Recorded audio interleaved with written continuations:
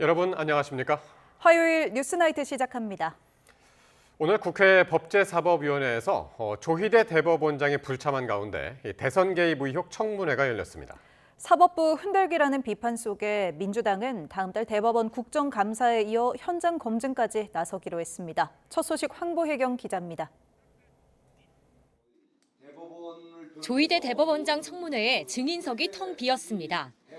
조 대법원장과 한덕수 전 총리, 지규현 서울중앙지법 부장판사 등 주요 증인들이 줄줄이 불참한 겁니다.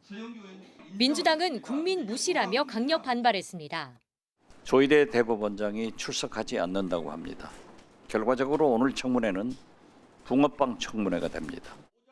반면 국민의힘은 민주당이 근거 없는 의혹으로 사법부를 흔든다고 맞섰습니다. 이른바 비밀회동설 가짜뉴스를 처음 제기한 유튜브 방송 관계자들은 증인 채택조차 안 했다며 형평성 문제도 꺼내들었습니다.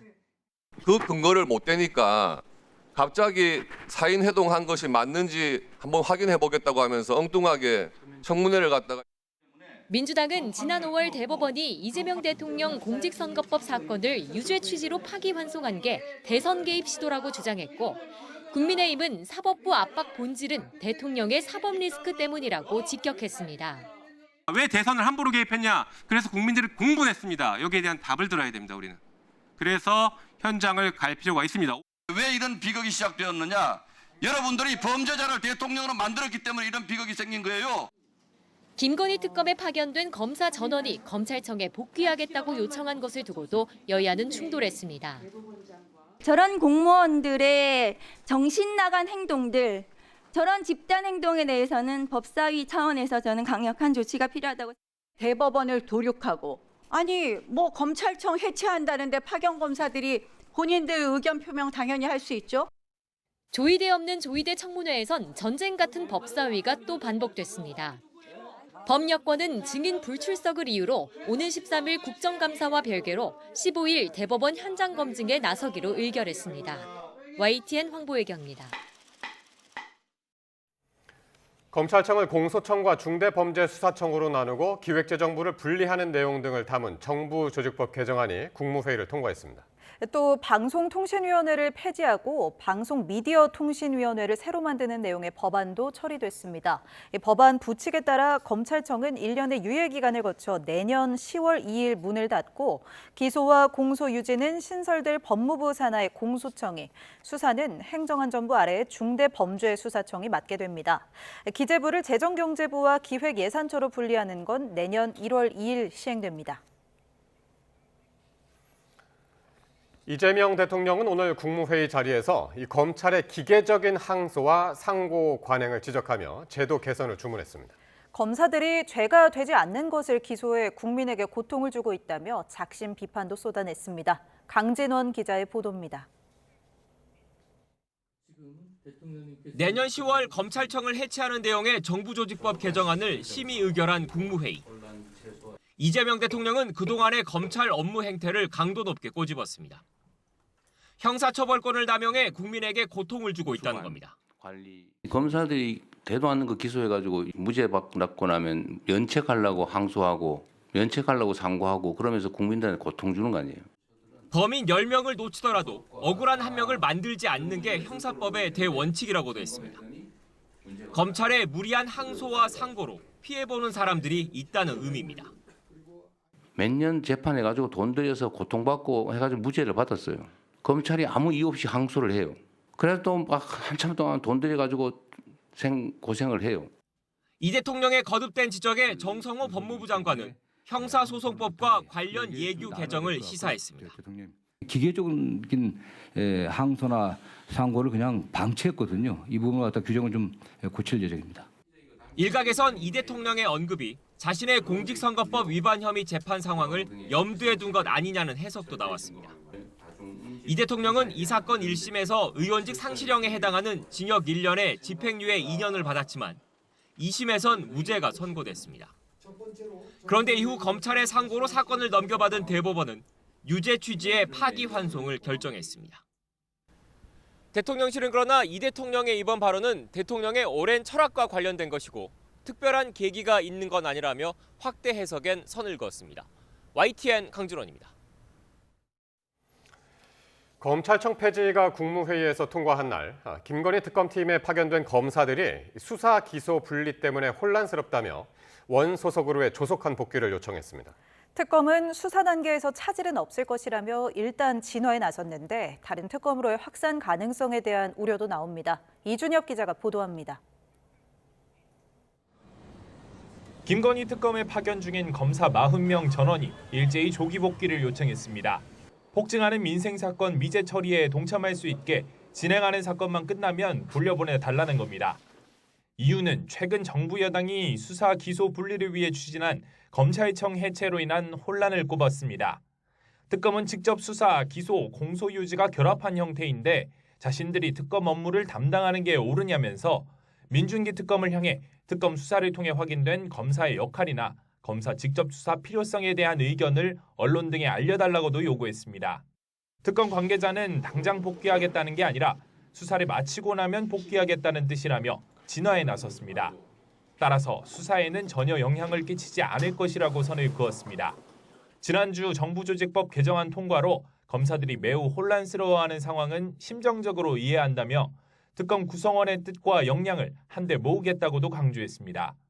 또 향후 공소유지 단계에서도 수사검사들의 관여가 필요하다고 본다며 충분한 논의를 거쳐 방안을 마련하겠다고 덧붙였습니다.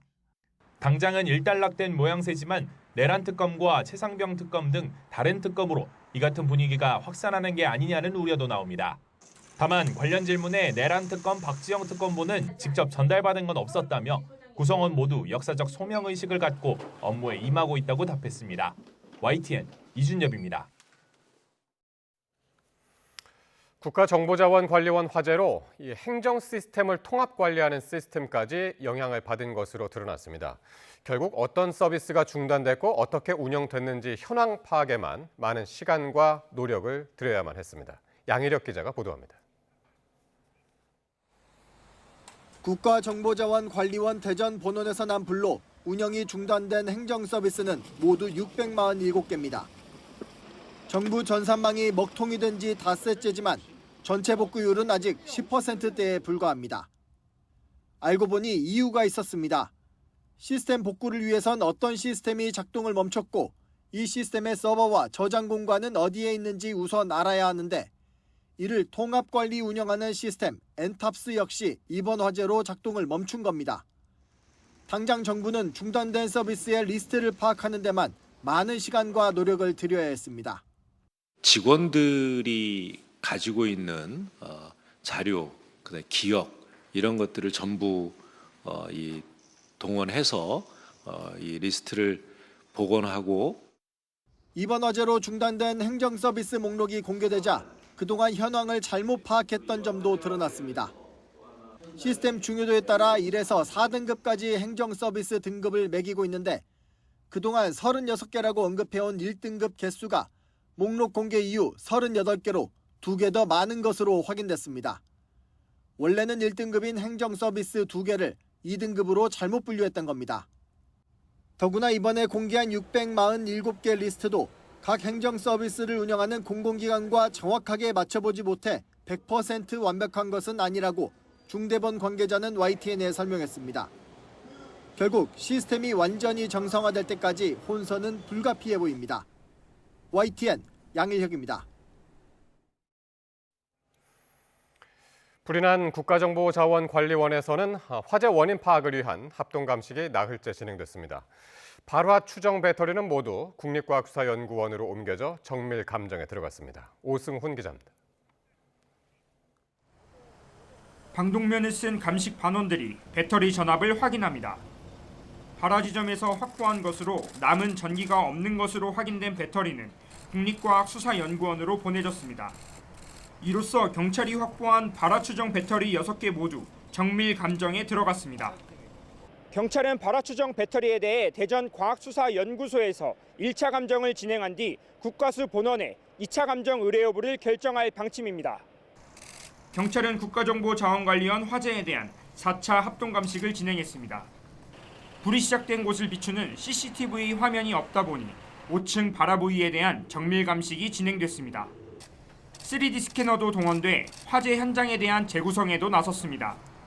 앞서 정부는 배터리 이전 작업을 위해 비상 전원 장치 전원을 끄고 작업하던 중 불이 시작됐다고 밝혔습니다. 하지만 소방청이 작성한 상황 보고서에는 화재 신고 후 2시간 40여 분 뒤인 26일 밤 11시쯤 전원 차단이 완료된 것으로 기록돼 있어 논란이 일었습니다. 이에 소방청은 비상전원 장치 배터리의 전원 차단을 의미한 것은 아니라고 해명했습니다. 특정 자원에서 말씀하신 전원은 UPS 배터리 전원일 수가 있고, 그리고 저희들이 말을 하는 전원은 서버와 그리고 우리 기자님 보시는 것처럼 이 전등 이런 상용 전원에 대한 전원을 꺼야 되거든요. 경찰은 참고인 신분으로 현장 작업자 7명을 조사한 데 이어 업체 관계자 등 5명을 추가로 소환해 조사했습니다.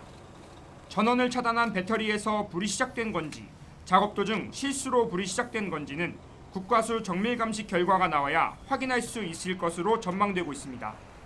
YTN 오승훈입니다.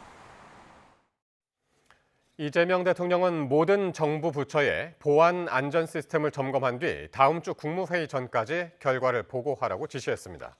이 대통령은 오늘 국무회의에서 이번 국가정보자원관리원 화제를 반면 교사 삼아 미비 사항을 선제적으로 보완해야 한다며 이같이 밝혔습니다.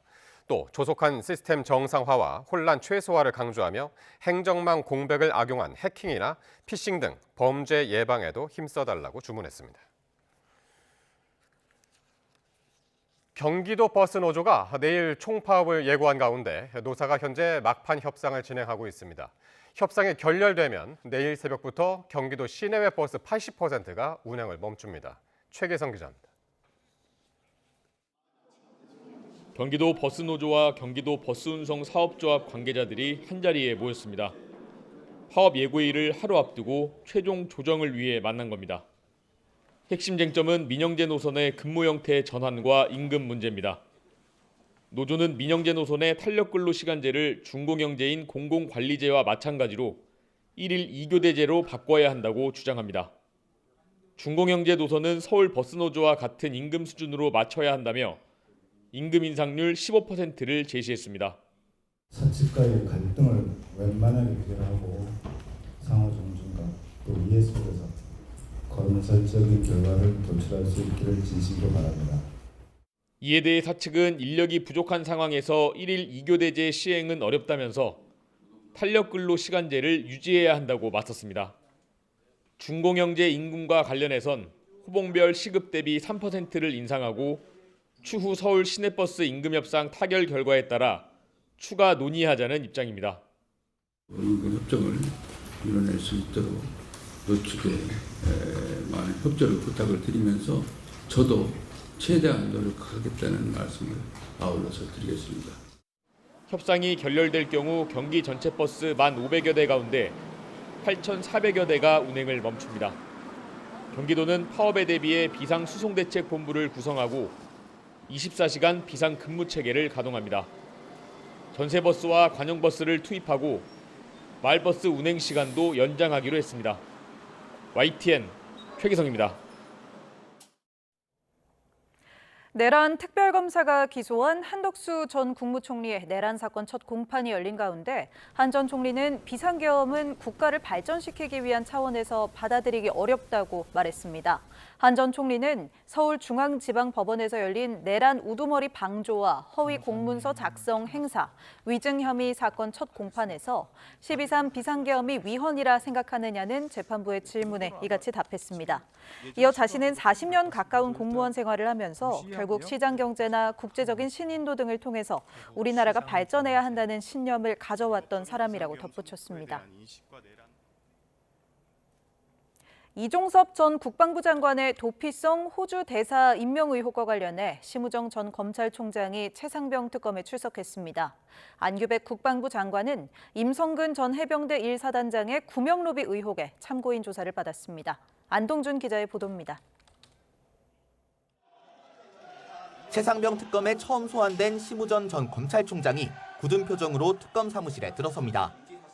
취재진 질문에는 아무런 대답도 하지 않았습니다. 피의자 출국시키는 게 검사 출신으로서 용납하실 수 있는 거라고 생각하시는지.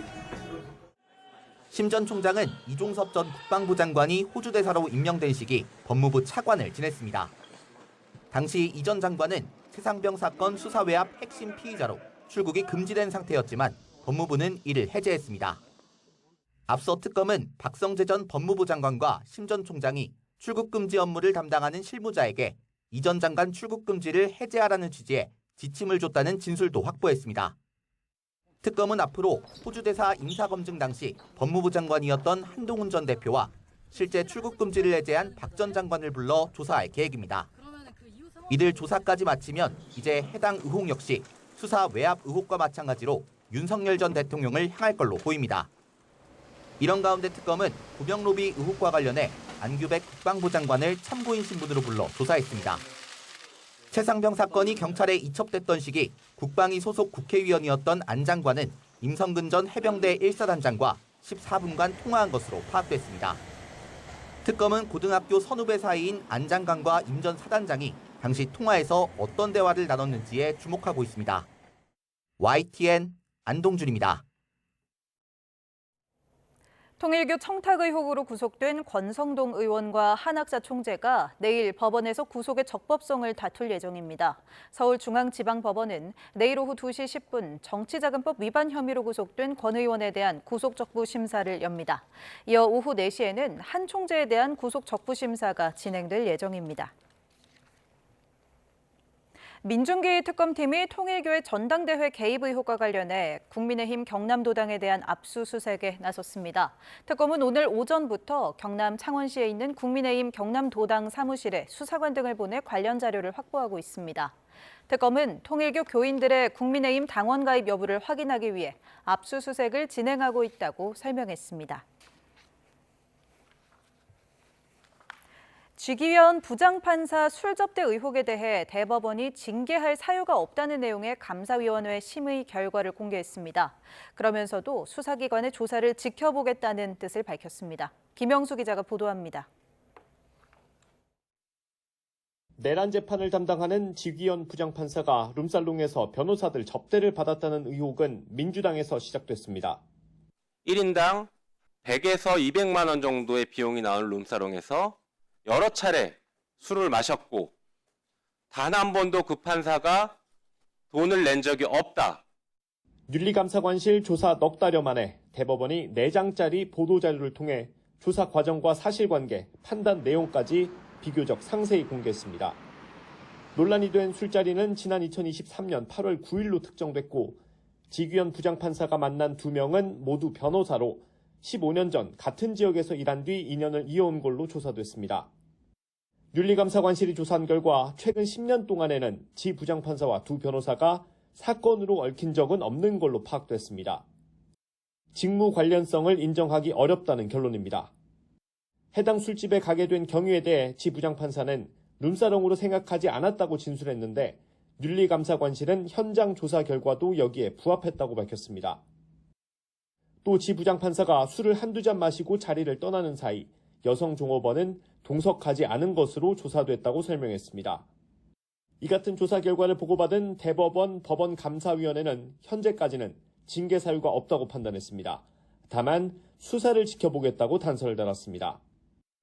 지난 5월 시민단체 고발에 따라 공수처가 이번 논란을 수사 중인 가운데 지 부장판사가 논란이 있을 때 휴대전화를 교체했다는 의혹이 추가로 제기됐습니다. YTN 김영수입니다. 더불어민주당이 지규현 판사를 징계할 사유가 없다는 감사위원회 심의 결과는 자신들이 확보한 제보와 정면으로 배치된다며 대법원의 결정을 비판하고 나섰습니다. 민주당 정의찬 원내대표실 정무실장은 오늘 기자회견을 열고 지 판사의 유흥업소 접대 의혹을 제기한 제보자는 1년에 한 번이 아니라 지난 수년 동안 본인이 직접 20차례 룸사롱 접대를 했다고 밝혔다고 전했습니다. 이어 이 제보자는 자신이 비용을 냈고 장소는 수백만 원대의 비용이 드는 회원제 룸살롱이라고 분명히 말했다고 덧붙였습니다. 민주당 소속의 서울시의회 의원이 특정 종교단체를 동원해 내년 지방선거에서 김민석 국무총리를 도우려 했다는 주장이 제기됐습니다. 민주당은 즉각 진상 파악에 나섰고 당사자는 악의적 조작이라며 반발했습니다. 김철희 기자가 보도합니다. 통일교 유착 의혹으로 홍역을 치르고 있는 국민의힘이 되치기에 나섰습니다. 민주당 소속 김경 서울시의원이 종교단체 신도 3,000명을 동원해 내년 서울시장 경선에서 김민석 국무총리를 밀어주려 했다는 의혹을 꺼내 든 겁니다. 국민의힘 진종호 의원은 기자회견에서 김씨 측이 한 명당 1,000원씩 6개월 동안 당비를 대신 내주겠다고 약속했고 자발적으로 가입한 것처럼 꾸미기 위해 명단은 수기로 작성했다고 주장했습니다. 국민의 세금을 이용하여 1,800만 원의 당비를 대납하겠다고 회유하고 당원 가입을 위해 주민등록번호, 전화번호, 통신사 등 민감 정보 또한 요구했습니다. 김경 시의원은 경선이 시작되면 다시 지령이 내려오느냐는 제보자 물음에 이렇게 답하기도 했습니다. 녹취록이 공개된 직후 국민의힘 지도부도 지원 사격에 나섰습니다.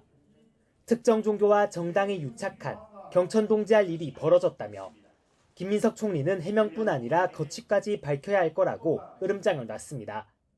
김민석 총리는 명확하게 사실관계를 밝히고 사퇴를 즉각 해야 된다고 생각합니다. 마음이 콩밭에 가 있는 총리 하에서 대한민국 국정이 제대로 챙겨지기나 하겠느냐. 공세가 채 불붙기도 전에 민주당도 발빠르게 움직였습니다. 정청래 대표는 윤리감찰단과 서울시당에 철저한 조사를 지시했고 위법사항이 발견되면 엄중한 조치, 즉 징계하라고도 강조했습니다. 기자회견을 자처한 김경 시의원은 사격연맹 부회장과 면담한 걸 조작한 거라면서도 당에 누를 끼치지 않겠다며 탈당을 선언했습니다. 김민석 총리는 이 사안과 무관하며 사격연맹 장정희 부회장과 경선 조작을 논의한 적이 없습니다. 서울시당은 최근 입당 처리된 모든 당원을 전수조사하고 문제가 발견되면 관련자 사법 처리를 검토하겠다고 밝혔습니다. 일각에선 김민석 총리와 정청래 대표 간 경쟁 구도가 속도감 있는 대응에 영향을 줬을 거란 분석도 내놨습니다. 각자 이해관계가 미묘하게 엇갈리는 가운데 의혹의 파장이 어디까지 미칠지 여야 모두 촉각을 곤두세우고 있습니다. YTN 김철입니다. 이재명 대통령이 오늘 부산에서 이시바 시게루 일본 총리와 취임 이후 세 번째 정상회담을 열었습니다. 이 대통령은 양국이 셔틀 외교를 정착시켜 시도 때도 없이 오가며 발전하자고 했고 이시바 총리도 화답했습니다. 보도에 정인용 기자입니다. 부산 누리마루 에이펙 하우스에 이시바 시게루 일본 총리가 들어서자 이재명 대통령이 도열한 전통 의장대, 군악대와 함께 맞이합니다. 두 정상이 손을 맞잡고 시종일관 환한 미소와 함께 대화가 오갑니다. 이 대통령 취임 이후 지난 6월 G7 정상회의 계기 1차 회담과 8월 2차 도쿄회담에 이어 세 번째로 한일 정상회담을 열었습니다.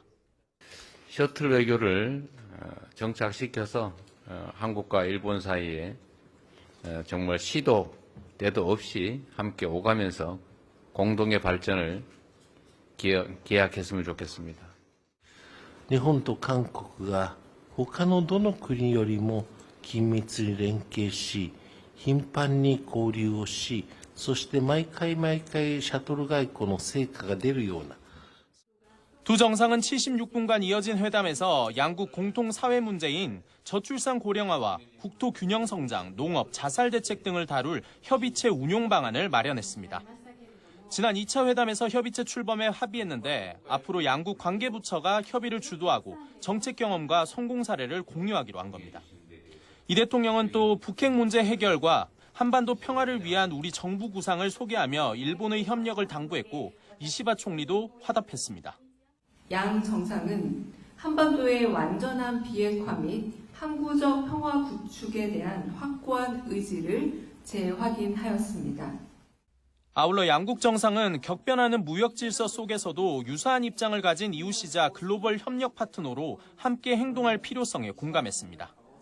다만 회담에서 대미 관세 협상을 둘러싼 언급은 없었다고 대통령실은 설명했습니다. 이 대통령은 과거사 문제에 대해선 미래지향적 협력을 계속해 나가면 긍정적 선순환을 만들 수 있을 거라고 언급한 것으로 전해졌습니다. 다음 달 이시바 총리가 퇴임하는 가운데 이 대통령은 양국의 관계 개선 기조가 앞으로도 유지되길 희망한다고 말한 것으로 전해졌습니다. YTN 정인용입니다. 다음 달 경주에서 열리는 에이펙 정상회의를 계기로 추진되는 한미 정상회담을 비롯해 한중 정상회담과 미중 정상회담 등 주요 양자회담이 경주에서 열릴 가능성이 높아 보입니다. 한미 두 나라는 에이펙 정상회의를 계기로 추진하는 이재명 대통령과 도널드 트럼프 미국 대통령의 양자회담을 경주에서 하는 방안을 조율 중인 것으로 알려졌습니다. 또 중국 측이 에이펙 정상회의 기간 서울의 신라호텔 예약을 알아보다 취소한 것으로 전해지면서 시진핑 중국 국가주석이 회의 기간 경주에 머물 것으로 예상돼 한중 정상회담과 미중 정상회담 모두 경주에서 열릴 가능성이 높아 보입니다.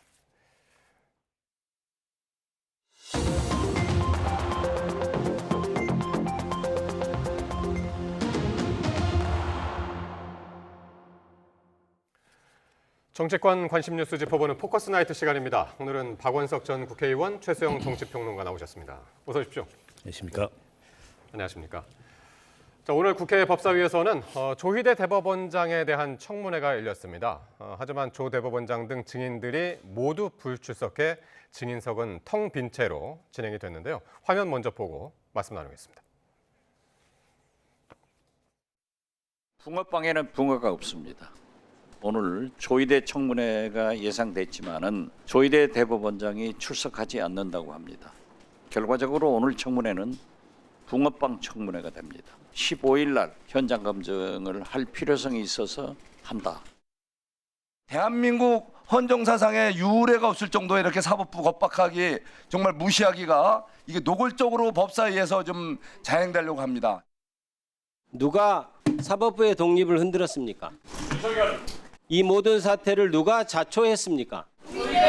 바로 조희대입니다. 대법원장 나으리께서 국민들 앞에 나오시는 것이 번거로우시다면 저희가 직접 찾아가 알현토록 하겠습니다. 그때는 아마 숨을 곳이 없을 것입니다. 부끄럽고 개탄스럽습니다. 나라가 뒤집어지고 헌정 질서가 파괴되고 있다고 생각을 합니다. 저는 사실은 이 청문회 자체도 도대체 있을 수 없는 청문회다. 오죽했으면 대법원장이 불출석 사유서가 아니라 의견서를 냈겠습니까? 예, 진짜 붕어빵에는 붕어가 없죠. 예, 그래서 조희대 없는 조희대 청문회는 붕어빵 청문회다. 이런 얘기까지 나왔는데 오늘 청문회 어떻게 보셨습니까? 뭐 이미 예상이 됐던 바죠. 네. 그 조희대 대법원장뿐만이 아니고 함께 증인으로 신청했던 대법관 전원도 마찬가지로 사유서를 내고 불출석했고, 예. 또 지귀현 판사, 뭐 한덕수 전 총리 증인 없는 청문회가 결과적으로 되는데요. 그다지 실효적이지는 못합니다. 일종의 이제 성토장, 또 여야 간의 공방 이것만 있었던 청문회에 그쳤고, 예. 결국에 이제 10월 13일 날 있을 국감, 그리고 오늘 의결한 10월 15일 날 대법원에 대한 현장 국감, 예. 여기서 이제 뭐 2라운드, 3라운드 이렇게 펼쳐지지 않을까 예상이 되는데요. 전례로 보면 국정감사에 대법원장이 출석해서 인사말을 하고 이석을 합니다. 그걸 이제 양해를 해 왔었고요, 국회에서는. 근데 이번에는 아마도 뭐 이제 양해를 안 하겠죠. 그럴 경우에 어떤 상황이 펼쳐질지 저도 좀 굉장히 궁금해요. 예. 그러니까 법원 행정처장이 어쨌든 대법원을 대표해서, 사법부를 대표해서 국회의 질의에 답변하는 역할을 해왔는데, 예. 조희대 대법원장이 반드시 출석해서 반드시 그에 대한 답을 들어야 되겠다라는 게 지금 이제 민주당 법사위원들의 대체적인 분위기잖아요. 그럴 경우에 과연 이제 국감 때 어떤 장면이 펼쳐질지 저도 굉장히 궁금한데, 근데 어쨌든 오늘 그 뭐 이석연 전 법제처장이자 국민통합위 위원장이 한마디 하셨던데, 어쨌든 청문회 요건이 안 되는데 민주당이 너무 입법 만능주의에 빠져 있는 거 아니냐, 이런 지적을 좀 귀담아 들어야 된다고 생각합니다. 이게 이제 법원조직법이나 또 국정감사 및 국정조사에 관한 법률을 보면 진행 중인 사건에 대해서는 국정조사나 감사를 하지 못하도록 돼 있고요. 또 그 법원의 합의 내용에 대해서는 언급을 할 수 없도록 돼 있습니다. 예. 그러니까 이게 실정법하고 충돌하는 측면이 있어서 예. 설사 조희대 대법원장이 출석을 했더라도 예. 그에 대해서 직접 언급하기는 어려웠을 거예요. 민주당도 그걸 알고 있는데 계속 이렇게 이걸 강행하고 있는 상황에서 자칫 이게 역풍이 될 수도 있다는 점도 경계해야 될 거라고 봅니다. 예. 그래서 이제 찐명 김영진 의원 같은 경우에도 이제 그 법사위가 급발진했다. 이제 그렇게 해서 이제 시작된 오늘 청문회였는데 네. 예, 어떻게 그러니까 보십니까? 저는 왜 이렇게 조희대 대법원장에 대해서 여권의 공세가 집요하고 거칠고 이렇게 모욕적인 방법으로 계속 일관할까? 그러니까 너무 반복적이에요. 근데 잘 기억해 보시면 이 조희대 대법원장이 전원합의체에서 5월 1일 날 이재명 당시 후보에 대한 이제 그 유죄 취지 파기환송 하지 않습니까? 그때 이제 그때는 현역 의원이었고 지금은 이제 원내대표인 김병기 의원이 페이스북에 무슨 글을 올렸냐면 이것들 봐라 한 달만 기다려라 이렇게 했어요. 그 기억하실 겁니다. 근데 논란이 되니까 금방 글을 내렸습니다. 예. 저는 그때 그 글을 보면서 이게 실현하는데 딱 석 달이 걸리는구나. 한 달만 기다리라는 의미는 대선이 6월 3일이었으니까 6월 3일 기다리면 된다는데 딱 지금 석 달이 흐른 지금에는 이게 표면화되고 있다. 그러니까 저는 예. 이게 그 지금 그 당시 그 발언을 했던 분이 평의원이었지만 지금 원내대표. 그러니까 저는 법사위가 이렇게 뭐 급발진을 하고 말하자면 지도부와 상의하지 않고 이렇게 밀어붙이는 것도 원내대표가 당시 그런 발언을 한 흔적이 있기 때문에 이게 굳이 끈 교감이 없었다고 보기도 좀 애매한 측면이 있다고 봐요. 예. 그래서 이렇게 지금 여권은 뒤를 돌아보지 않고 이른바 퇴로를 차단한 채 오직 조희대 흠집내기에 이렇게 몰두하는데 저는 이렇게 생각합니다. 이게 정말 민주당이 이게 사법부에 대한 정상화를 위해서 이러는 건지 아니면은 원한 차원에서 보복해서 이러는 건지 아니면 이게 진짜 사법부를 장악하려는 노림수인지 이게 헷갈리고 아마 민주당 의원들도 이게 아마 선이 분명치 않을 거예요. 이게 서로 혼재돼 있는 상황 같다는 저는 생각이 들어서 저는 이 부분에 대한 정리가 필요하다. 그렇지 않고 이렇게 퇴로를 차단한 채 밀어붙이는 이것은 오히려 민주당을 변한 끝으로 몰아붙일 수 있다. 중도의 이탈이 전 가속화하고 최근에 제가 여론조사 수치는 언급하지 않겠습니다만은 징후들이 나타나고 있고 시그널들이 나타나고 있기 때문에 예. 이걸 국감까지 끌고 간다? 저는 민주당 지도부가 상당한 역풍과 어떤 그 부담을 감내해야 될 것 같다는 생각이 들어요. 그러니까 지금 말씀하셔서 뭐 진짜 기억이 나네요. 그러니까 네. 이것들 봐라. 이게 김병기 원내대표. 김병기 원내대표였습니다. 한 달만 기다려라 발언을 그렇군요. 네. 그래서 그러니까 민주당에서는 지금 지난 5월에 이어서 다시 이제 청문회를 열려고 하는데 이게 이른바 이제 사인 회동서를 토대로 한 그 조 대법원장이 대선에 개입했다. 이것 때문에 이제 시작된 거잖아요. 그걸 확인해 보고 싶은 거죠. 근데 이제 사인 회동설은 네. 별 근거가 없다는 게 거의 사실로 확인되는 게 아닌가 싶습니다. 그래서 민주당 내에서도 더 이상 사인 회동설을 가지고서 어떤 이슈를 만들려고 하지 않고. 근데 한덕수 전 총리를 이제 증인으로 부르기도 했었죠. 예. 근데 이제 추가적으로 그 제기했던 의원들도 추가적인 근거나 정황이나 이런 거를 구체적으로 제시 못하는 상황에서 그야말로 이제 설로 남아 있는 상황이고요. 그것만 가지고 청문회를 연다는 거는 누가 봐도 좀 부족하고 부적절한 측면이 있어서 그걸 계속 고집할 것 같지는 않고 이제 민주당 그 지금 법사위원들도 본질은 사윤회동설이 아니고 이재명 대통령에 대한 선거법 상고심 판결을 이례적으로 신속하게 함으로써 그것도 전원합의체로 사건을 가져와서 예. 결국 대선에 개입하려고 했던 것 아니냐.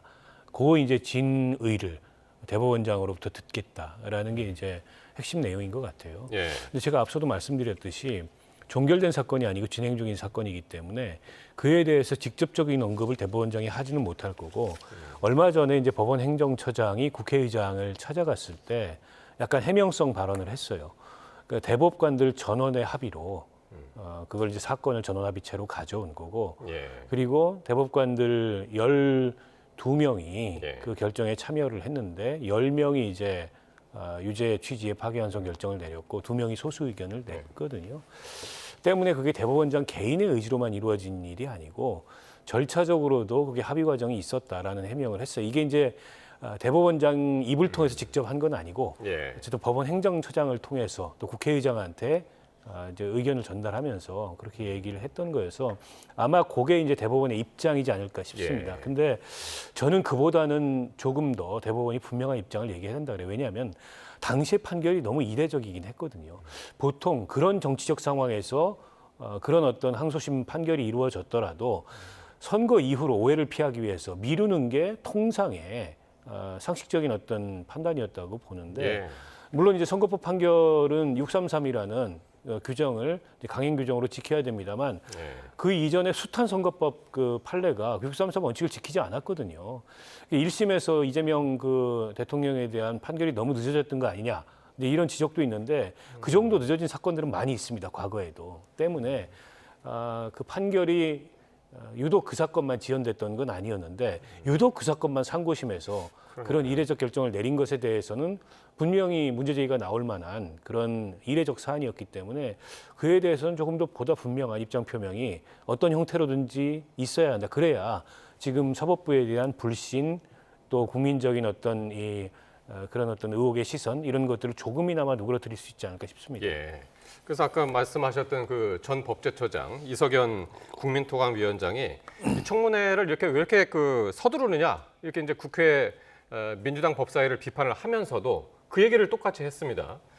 그 조 대법원장이 왜 그렇게 그 상고심 파기환송을 서둘렀는지 거기에 대해서 입장 표명을 해야 된다. 네. 이야기를 했는데 거기에 대해서는 어떻게 보세요? 근데 그렇게 되면요. 네. 그 지금 유죄 취지의 파기환송이라는 게 대법원의 최종 결론이잖아요. 그럼 다시 하급심에서 이걸 봐야 되는데 대법원장이 여기 대해서 가타부타 이런 사안이 우리가 이렇게 심증을 형성했고 이렇게 사실관계를 확인했고 우리는 이렇게 의견을 모았다라고 하게 될 경우 이게 사실상 어찌 보면은 2심 재판부에 대해서 가이드라인을 주는 꼴이 되잖아요. 그러니까 저는 이렇게 생각합니다. 그래서 우리가 대법원에서 대법원관 중에 한 사람을 뽑아서 이른바 행정실장 겸 대변인 역을 맡는 분이 바로 저 법원 그러니까 행정처장이에요. 지금 천대엽 대법관이 맡고 있죠.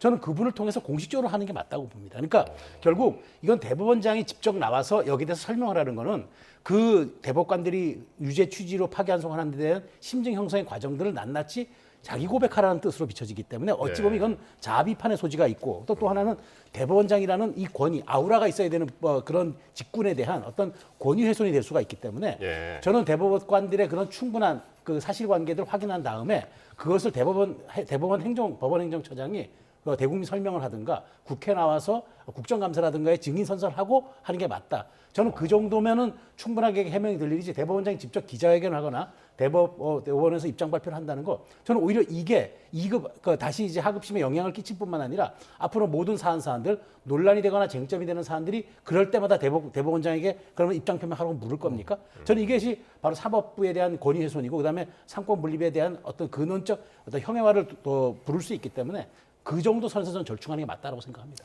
그래서 이제 법여권 민주당하고 이제 법여권에서는 안 왔어? 그럼 우리가 갈게. 해가지고 이제 다음 달 15일 날 현장으로 간다는 거잖아요. 네. 그래서 거기에 가면은 이제 조희대 대법원장 나와서 여기에 대해서 취재 원인, 이유 설명해라 이건데 그럼 그때도 안 나올 거라고 보세요? 그러니까 저는 그때도 나오면 안 되는 거죠. 왜냐하면 그때도 원래 관행적으로 법원행정처장이 나와서 사무감사에 선서를 하고 받지 않습니까? 그러면 대법원장이 직접 거기 증인석에 나와서 그러면 여기에 대한 얘기하라는 거는 장소만 옮길 뿐이지 형식과 모욕 주기에 대한 방식은 좀 똑같다고 좀 봐요. 그렇기 때문에 그렇게 한다는 거 지금 사실 김기 표현 저렇게 표현하면 말이 안 돼요. 우리가 아련하겠습니다. 뭐 이런 식의 표현 가지고 아주 그 정말 저급하고 유치하기 짝이 없는 표현인데 이런 식으로 저는 얘기를 하기 때문에 민주당의 의도가 진실을 밝히고 사법부에 대한 어떤 그런 개혁 의지 이런 것들이 아니라 오히려 망신 주기, 모욕 주기에 가까운 그런 의도를 갖고 있다라고 자꾸 비춰지기 때문에 이런 부분에 대해서는 속도 조절도 할 필요가 있을 뿐더러 발언의 수위 조절도 할 필요가 있다고 저는 생각합니다. 근데 국회에서 증언감정법이나 국정조사 및 그 감사에 관한 법률이나 국회법이나 그에 따르면 대법원장도 필요할 경우에 출석을 해야 됩니다. 근데 지금까지는 출석했다가 인사말만 하고 이석하고 법원 행정처장이 선서하고서 감사를 받았던 게 하나의 관행이었던 거죠. 때문에 법대로만 하자면 대법원장이 이걸 피할 수는 없다고 생각해요, 무작정. 물론 이제 관례와 또 전례 이런 것들이 어쨌든 또 대법원이라는 그런 상권 분립의 한 기관에 이 권위나 또 정체성을 유지하는데 매우 중요하다 이렇게 사법부는 생각할 수 있습니다만 지금 그렇게만 보기에는 사안이 굉장히 엄중하고 심각해요. 일각에서 뭐 대법원장에 대한 탄핵 얘기조차 나오고 물러나라는 얘기가 공공연히 지금 나오고 있습니다.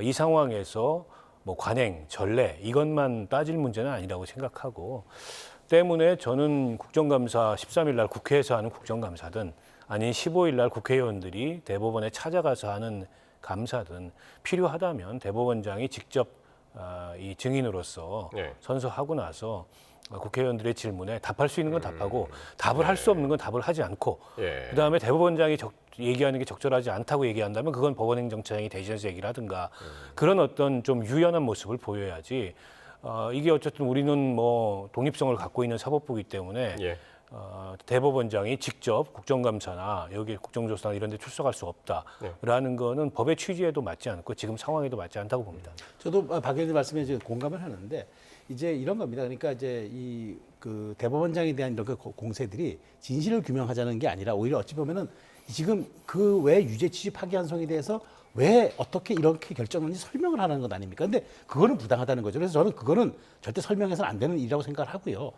다만 저는 이런 생각이 듭니다. 왜 이렇게 민주당의 아까 제가 공세가 굉장히 거칠고 집요하고 이렇게 모욕적이라고 말씀드렸는데 그 어떻게 민주주의가 무너지는가라는 그 책이 있습니다. 레비츠키하고 지블렉 교수가 공저한 건데 여기 보면은 민주주의의 몰락은 점진적으로 그 다음에 감지하기 힘들게 그리고 심지어 합법적으로 이루어진다고 얘기가 돼 있어요. 그러니까 제도의 틀을 가지고 우리가 이렇게 할 수 있는 권한이 있기 때문에 하겠다라는 그런 외피는 씌워서 하지만 실질적으로 놓고 보면 그것이 정말 민주주의라든가 삼권 분립을 무력화시키거나 형해화시키는 방향으로 갈 때는 이건 제어해야죠. 그렇기 때문에 책임 있는 정치인들이라면 그 선을 넘지 않는 게 저는 필요하다고 봅니다. 네.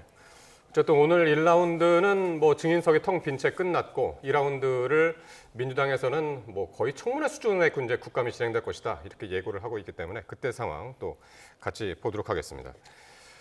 자, 오늘 국무회의에서는요, 이 검찰청 폐지를 담은 정부조직법 개정안이 의결이 됐습니다. 반발이 상당히 거셌지만 결국 검찰청은 1년 뒤에 문을 닫게 됐고, 그런데 이제 각계에서 헌법 소원을 예고하고 있고요. 또 이제 정부 주도로 이제 TF를 구성한다고 해가지고 앞으로 1년이 어떻게 진행될까 이것도 참 궁금합니다. 그렇습니다. 그러니까 이제 내년 10월 2일이면은 어쨌든 완전히 검찰은 폐지가 되는 거고 중수청과 공소청으로 나뉘어서 또 실질적인 중수청과 공소청의 이제 권한 범위도 그때까지 확정이 지어지게 되는 건데요. 1년이라는 유예 기간을 가지고 세부적인 수사 기소 분리의 내용들을 이제 만들기로 한 거지 않습니까?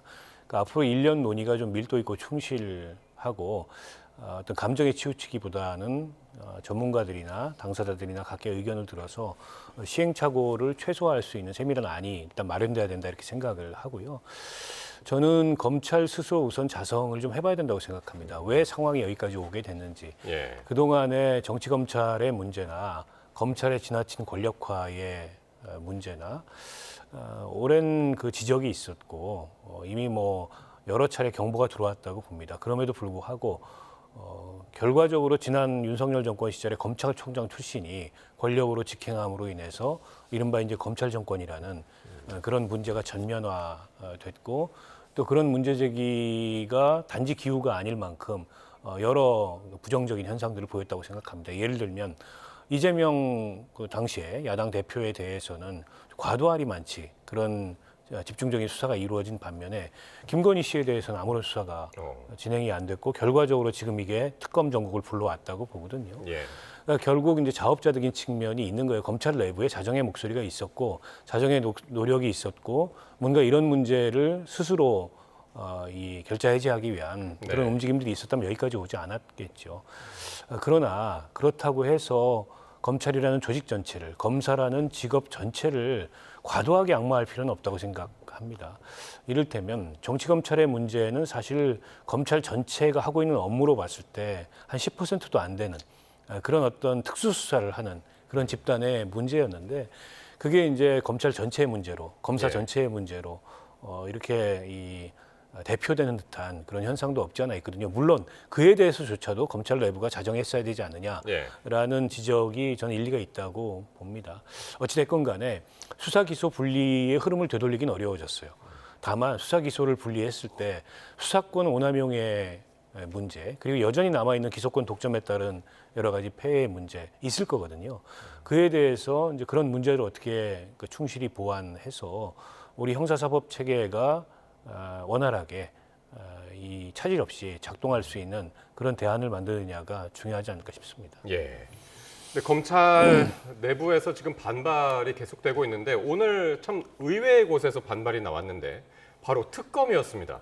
김건희 특검에 파견된 검사 전원이 조기 복귀를 요청했습니다. 이 정부조직법 개정으로 인해서 검찰청이 해체돼서 특검 업무가 혼란스럽다. 파견 검사들의 집단 문제 제기 어떻게 보셨습니까? 저는 당연히 혼란이 있을 거라고 좀 봐요. 왜냐하면 지금 특검에게는 기소도 하고 그다음에 수사도 하고 직접 기소도 하고 그다음 당신들이 공소유지까지 해가지고 유죄 판결까지 받아내라고 일사불란하게 지금 지원하고 있는 것 아니에요? 특검 기간 연장도 해주고 특검 우리가 수사관 검사 다 늘려주겠다고 정말 어마어마한 특혜라든가 권한을 다 주고 있는데 실질적으로 자기의 모 기업이라고 하는 뭐 검찰청은 해체가 됩니다. 그러니까 네. 수사도 불리하고 기소도 불리하고 당신들은 이제 1년 동안에 다만 이제 그걸 보안 수사권을 어디에 둘 건지만 남아 있는데 실질적으로 그렇게 외피는 완전히 분리가 된 거죠. 그런 상황에서 나가 있는 검사들에게는 과도한 권한과 특혜가 부여되고 본인들이 원래 소속돼 있는 원소속 집단은 그 쪼개지고 형해가 되는데 이 말하자면은 이 불일치와 이 모순을 어떻게 검사들이 감당합니까? 예. 저는 당연히 이해가 되는 사안이고요. 저는 그러다 보니까 민주당과 이런 그 여권 세력이 특검은 정치적으로 활용을 하고 아주 필요한 도구니까 활용을 하고 그다음에 그 정말 검찰은 개혁돼야 할 집단이라면서 검찰에 대한 그 원래 집단들에 대해서는 완전히 보복적 차원에서 그 해체시켜 버리는 수준으로까지 하고 이런 아주 그 이원적 모습들이 지금 특검 검사들이 굉장히 반발할 수밖에 없는 그런 상황이고 예. 또 굉장히 혼란스러울 거라고 저는 생각해요. 그래서 이 부분에 대해서는 민중기 특검이 얘기할 게 아니라 저는 이 부분은 좀 정말 뭐 정당 이거 뭘 특검 수사이기 때문에 정당 차원에서 얘기하기 좀 그렇지만 저는 어쨌든 법무부 장관이라도 이 부분을 얘기할 예. 필요가 좀 있다고 봐요. 그렇지 않으면은 이 정말 이 어마어마한 간극과 불일치를 어떻게 검사들이 감당해내겠습니까? 예. 공수처도 좀 마찬가지라고 봐요. 공수처도 파견 검사들이 있기 때문에 전 그런 측면에서 어쨌든 이런 부분들에 대한 그 혼란들은 좀 정치권이 좀 풀어줘야 할 필요가 있다고 저는 생각합니다. 그러니까 지금 한창 그 특검이 수사를 하고 있는 이런 상황에서 집단 그 소속 검사들이 이제 지금 반발을 하고 있는 상황이라 과연 특검이 차질을 빚는 것은 아니냐 이런 상황이 이런 얘기가 나오는데 오늘 박지원 의원은 그렇게 얘기했습니다. 법무부 장관이 강한 감찰하고 징계해야 된다. 그 해당 검사들, 파견된 검사들. 그리고 박은정 의원은 국회 법사위 차원에서 강력한 조치를 해야 한다고 그래서 특검에 차질은 없을까요? 근데 민중기 특검의 생각은 많이 다른 것 같습니다. 예. 어쨌든 직업적으로 느낄 수 있는 혼선에 대해서 이해가 가는 측면이 있다라고 얘기를 했고요. 지금 수사한 당사자들이 기소와 공소유지까지 맞는 게 맞다라고 얘기를 해서 일정하게는 좀 진정을 시키고 이게 이제 빈틈없이 예. 어쨌든 남은 수사에 임하겠다 이런 의지를 보였어요. 저는 민주당 내부에서 지나치게 강경한 목소리를 지금 내는 게 이 상황에 별로 도움이 안 된다고 생각을 합니다. 저는 이게 이제 시행이 1년간 유예된 거잖아요. 수사 기소 분리의 방향이 정해진 거고 예. 때문에 당장 수사했던 검사들이 기소나 공소유지를 못하는 건 아니에요. 다만 그에 대해서 이제 불만이 있죠. 검찰 내부에. 그리고 특검에 파견 나왔지만 이 사람들은 직업이 검사입니다. 그리고 원 소속이 이제 검찰이기 때문에 그에 따르는 약간의 이제 혼란과 불안도 있을 수 있다고 생각해요. 미래에 대해서. 그러나 지금 시점에 당장에 수사 기소 분리가 완전히 제도화된 게 아니고 1년간 유예되어 있는 상황에서 예. 저렇게 이제 집단적으로 마치 손을 놓는 듯한 모습을 보이는 게 과연 타당하냐 예. 이런 지적은 있을 수 있는데 이걸 가지고 무슨 징계를 하거나 뭐 이럴 문제는 저는 아니라고 보고요. 저는 오히려 특검에 맡겨놔야 된다고 생각합니다. 자체적으로 해결할 수 있도록. 왜냐하면 12월이면 끝나요. 특검 수사가. 그리고 나서 수사 끝나면 바로 기소하겠죠. 그리고 이제 공소유지는 얼마간의 공소유지를 해야 될지 모르겠는데 나중에 안 되고 이분들 다 돌아가면 이를테면 다른 이제 민간에서 온 이 변호사 출신들이나 이런 어떤 특검의 검사들이 공소유지를 할 수 있어요. 때문에 지금 이 문제를 마치 항명한다. 그리고 뭔가 이게 괘씸하다. 예. 이렇게 봐서는 오히려 문제를 더 복잡하게 만듭니다. 그러면 진짜로 이게 특검 수사가 차질을 빚는 사태가 그러니까요. 올 수가 있어요. 그렇게 예. 감정적으로 대응하면 안 되고 저는 민중기 특검이 가닥을 잘 탔다고 생각합니다. 오늘. 그에 대해서 감정적으로 반응하지 않으면서 한편으로 이해하지만 우리가 이 중요한 업무가 있으니까 여기엔 집중하자. 그리고 할 수 있다. 기소도 할 수 있고 공소유지도 하는 게 지금으로서 맞다. 왜냐하면 이게 1년간의 유예 기간이 돼 있기 때문에 지금 특검에 파견 나온 검사들도 아니고 검찰청에 근무하는 검사들도 기소하고 공소유지하는 권한이 다 있어요. 수사도 할 수 있고.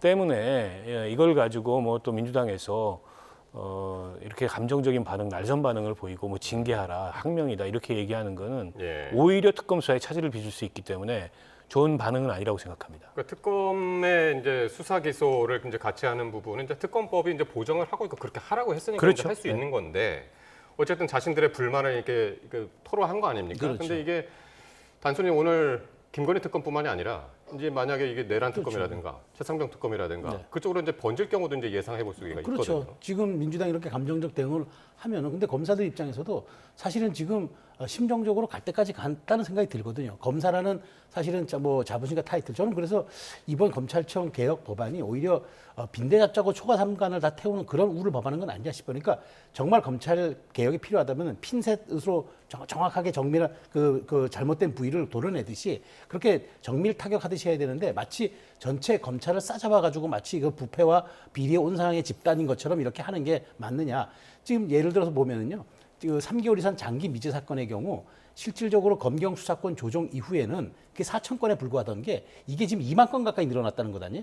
결국 이렇게 검경 수사권 조정도 이렇게 어마어마한 민생 사범에 대한 이런 굉장히 국민 불편을 초래하고 있는데 이렇게 중대한 수사권과 기소의 분리가 어떻게 이거 말하자면은 그 국민 생활에 불편이 나타날지 점검해야죠. 그런데 이것이 없이 검찰이 밉다고 무조건 이렇게 해버리면은 검찰이 지금 현재 수사도 방해할 뿐더러 특검 수사도 방해할 뿐더러 장기적으로 그것이 갖고 있는 검찰 개혁의 방향성 가치도 맞지 않다. 이런 부분들이 지금 데이터로도 드러나고 있는데 이런 걸 간과해서는 저는 안 될 거라고 생각합니다. 예.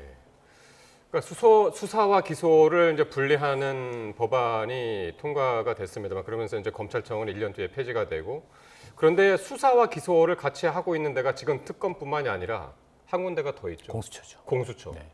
이 부분도 어떻게 1년 동안 어떻게 사실은 보세요? 공수처는 검찰이 아니죠. 별도의 법에 의해서 설립된 기관이기 때문에 이게 수사 기소권을 다 가지고 있는데 모순된 측면이 있습니다.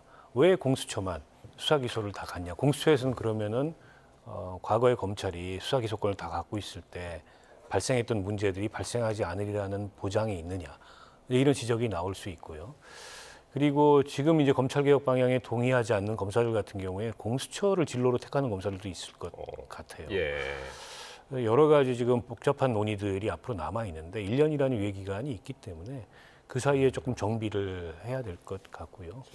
저는 그래서 수사권 그 남용, 오남용의 문제는 수사권이 검찰에 있을 때나 혹은 경찰로 넘어간 이후에나 늘 발생할 수 있는 거고 부실 수사로 인해서 범죄 피해자들이 제대로 보호받지 못하는 그런 문제도 지금도 발생할 수 있고 앞으로 발생할 수 있거든요.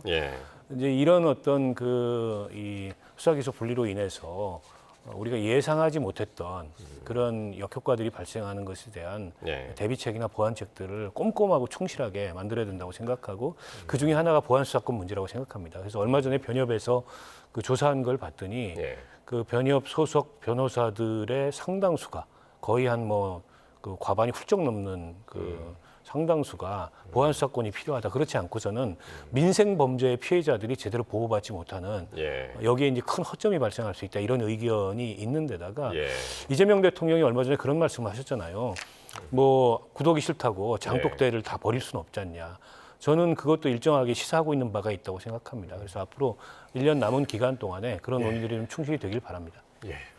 과연 단기적으로는 이제 과연 특검 검사들이 어떤 조치를 취해 나갈 것이고 1년 동안에 어떻게 또 TF가 어떤 활동을 할 것인지 보안수사권은 어떻게 될 것인지 이 부분도 주의 깊게 짚어봐야 될 것 같습니다. 자 그리고요 오늘 민주당 소속의 서울시 의원이 특정 종교단체 신도들을 민주당원으로 가입시키고 당비까지 대납하려 했다는 의혹이 제기가 됐습니다. 해당 시의원은 이런 의혹을 전면 부인했는데요. 발언들 들어보시겠습니다.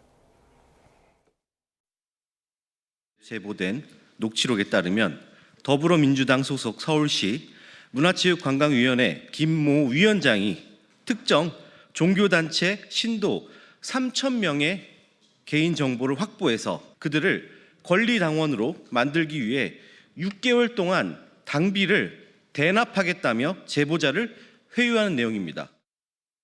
민원을 듣는 과정에서 사격연맹 장정희 부회장이 먼저 선거 때 사람 모집 힘들지 않느냐. 내가 관리하는 회원이 3,000명이다.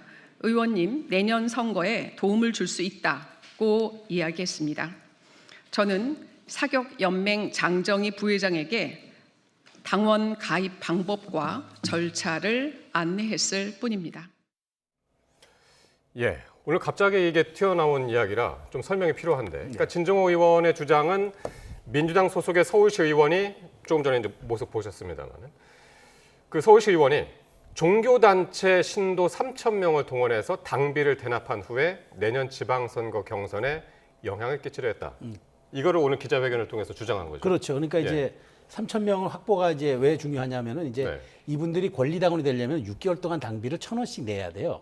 그러니까 이제 1인당 6,000원이 필요한 거예요. 근데 이게 3,000명이면 이제 800만 원. 근데 이제 여기에 대해서 그 녹취에 있는 당사자가 아니 그러면 이거 돈은 어떻게 되니까 그건 내가 개인적으로 알아서 할 것이다라고 이제 하다 보니까 자 그럼 1,800만 원의 돈을 이게 어떻게 개인이 납부하겠냐. 그러다 보니까 이게 정당이 배후에 있거나 아니면 특정 세력이 어떤 그 내년 지방선거 경선에서 뭔가 이제 특정 후보를 밀려는 개인 차원이 아니라 개인 차원이 아니라 어떻게 자금까지도 마련돼 있는 그런 그 특정 집단이 여기에 개입돼 있는 것 아니냐 의혹을 이제 진종 의원이 제기한 거죠. 근데 사실은 정당의 당원으로 가입하는 건 아무 문제가 없습니다. 근데 이게 강제화되거나 혹은 이제 누가 돈을 당비를 대납하거나 했을 때는 정당법 위반입니다. 그렇기 때문에 진종 의원은 문제를 심각하게 제기한 건데 지금 어쨌든 공방이 되고 있는 사안을 놓고 보면은 그런 적이 없다. 이거는 그 녹취에 나오는 사경명 부회장인가 하는 사람의 개인적인 얘기일 뿐이었다라고 이제 그 해당 그 시의원은 얘기하기 때문에 이 부분이 저는 굉장히 공방으로 이제 갈 사안이 됐다고 저는 생각합니다. 그렇군요. 그러니까 지금 국민의힘이 어떤 상황입니까?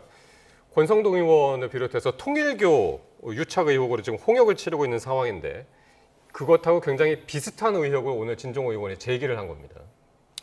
일단 뭐 의혹 제기가 됐고 녹취록까지 확보가 됐기 때문에 일단 진위가 뭔지를 확인을 해야 될 것 같고요. 당사자는 또 그에 대해서 그 녹취에 등장하는 당사자는 아니라고 지금 반발을 했기 때문에 뭐가 진실인지 일단 그걸 가려야 될 것 같고요. 민주당에서도 어쨌든 신속하게 이 윤리감찰을 해서 만약 사실이라면 뭐 그에 상응하는 엄격한 조치를 내려야 된다 이렇게 정청래 대표가 지시를 했더라고요. 민주당 자체 조사 결과도 좀 봐야 될 것 같고요. 흔히 이제 당의 전당대회라든지 아니면 뭐 대선이라든지 혹은 뭐 국회의원 총선이라든지 혹은 단체장 선거라든지 이런 선거를 앞두고서 당원들을 집중적으로 모집을 합니다. 그 당원 모집 경쟁이 과열되다 보면 그게 이제 우리 정당법이나 정당법의 취지에 어긋나는 그런 행태들이 왕왕 발생하기도 하거든요. 근데 지금 이제 앞서도 말씀하셨듯이 그로 인해서 지금 국민의힘이 압수수색도 당하고 수사도 받고 있는데 민주당에서도 유사한 일이 있었다라는 이제 폭로이기 때문에 심상치 않은 얘기인 것만은 분명하고요.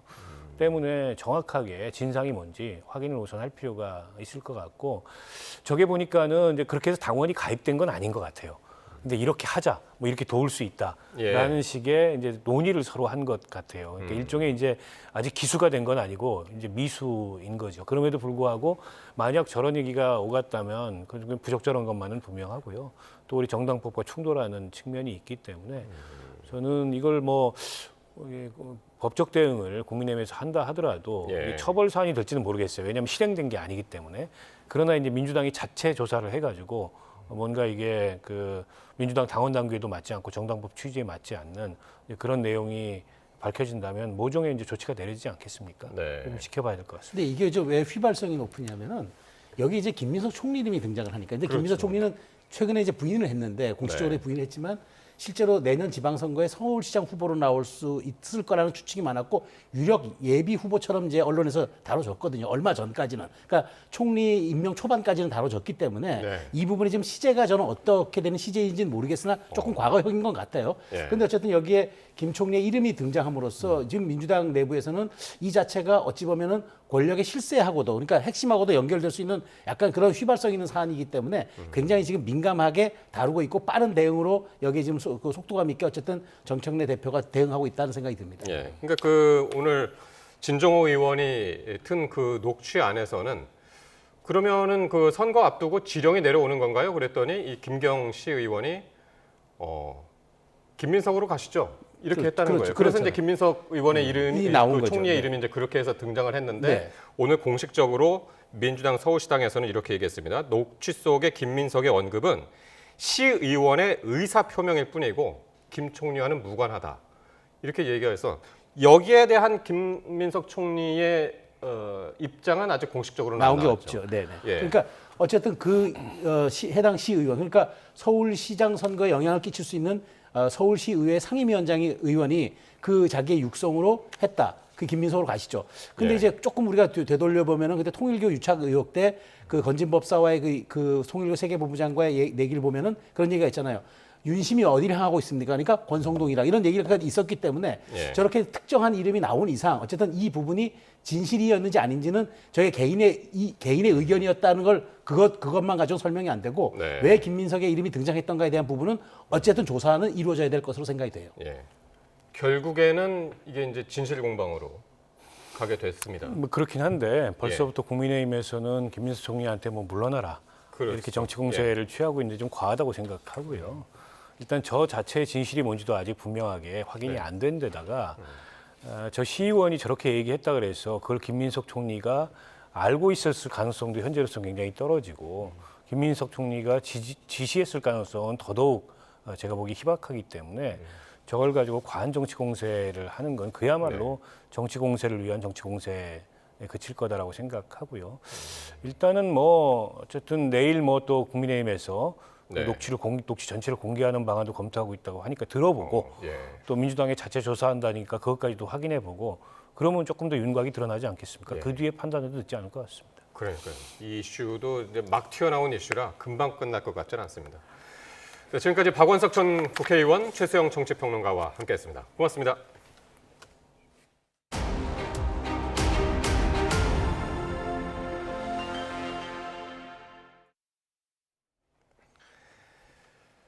국가전산망 복구가 속도를 내고는 있지만 여전히 많은 현장에서 불편이 계속됐습니다. 이 불법 주차 과태료 청구와 또 입국자 검역 정보 입력이 수기로 이루어졌고 공인중개사들도 정부 사이트 접속이 불안정해 애를 먹었습니다. 이현정 기자가 보도합니다.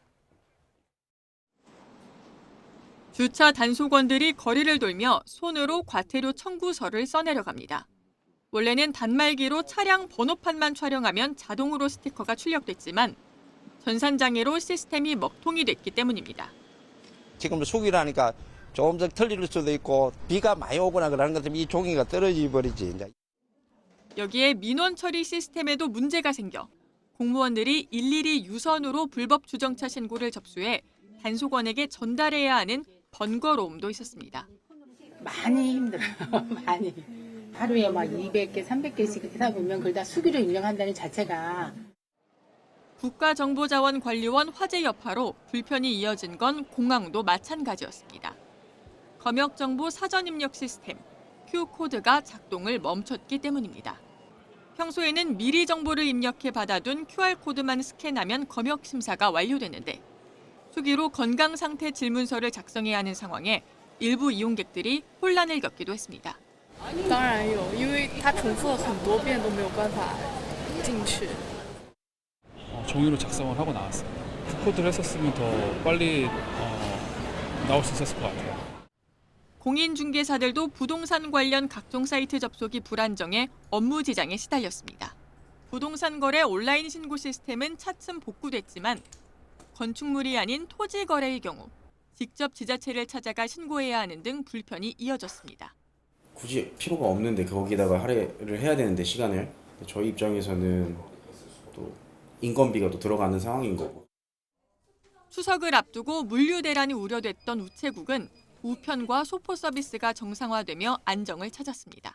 어제도 왔는데 안 된다고 해서 오늘은 기사를 보고 붙이러 왔어요. 하지만 미국으로 보내는 특급 우편과 우체국 쇼핑은 여전히 이용이 안 되는 등 일부 불편은 계속됐습니다. YTN 이현정입니다. 국가정보자원관리원 화재와 또 이로 인해서 발생한 행정 전산망 중단 사태가 모두 인재라는 지적이 나오고 있습니다. 전문가들은 빠른 복구도 중요하지만 관리 체계에 대한 대대적인 개선이 필요하다고 목소리를 높이고 있습니다. 양동훈 기자입니다. 국가정보자원관리원의 남불로 행정 시스템 647개가 멈추면서 시민들이 심각한 불편을 겪는 가운데 이번 화재 역시 인재라는 지적이 잇따르고 있습니다. 국정자원 대전 본원은 데이터 센터용으로 지은 건물이 아닌 과거 KT가 전화국이나 연구소로 쓰려고 지은 곳에 입주해 구조적으로 취약했다는 분석이 나옵니다. 기존 건물을 개량하다면 어떤 문제점이 생기냐면 공조실이나 UPS 들어가는데 이런 데가 전부 다 규격이 안 맞는 거잖아요. 이렇다 보니 전원 공급 장치에 쓰이는 배터리와 서버 사이 거리가 60cm에 불과했고 배터리에 불이 나자 서버도 함께 타버렸습니다. 또 서버실 한 곳만 탔는데도 건물 전체의 항온 항습 장치가 가동을 멈추면서 다른 전산실에 있던 서버도 모두 꺼야 하는 상황이 발생했습니다. 옆에 있는 서버들은 아무런 영향을 받지 않고 계속 동작할 수 있도록 해주는 게 맞는데 옛날 전산실은 이제 그런 게 안 돼 있죠. 시민 불편이 큰 가운데 정부에서는 연일 빠른 시스템 복구를 강조하고 있습니다. 속도감 있게 복구를 앞당길 수 있도록 최선의 노력을 다하겠습니다.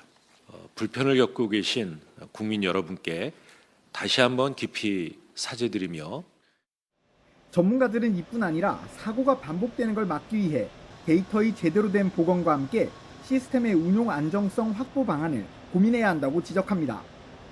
데이터 센터 시설 보안은 물론 한 센터에 문제가 생기더라도 다른 센터에서 서비스를 이어갈 수 있는 이중화 체계를 완성할 수 있도록 충분한 예산 확보부터 정책 실행까지 지속적인 노력이 필요하다고 강조합니다. 붙지 않은 뼈를 가지고 달리기를 하는 거랑 똑같죠.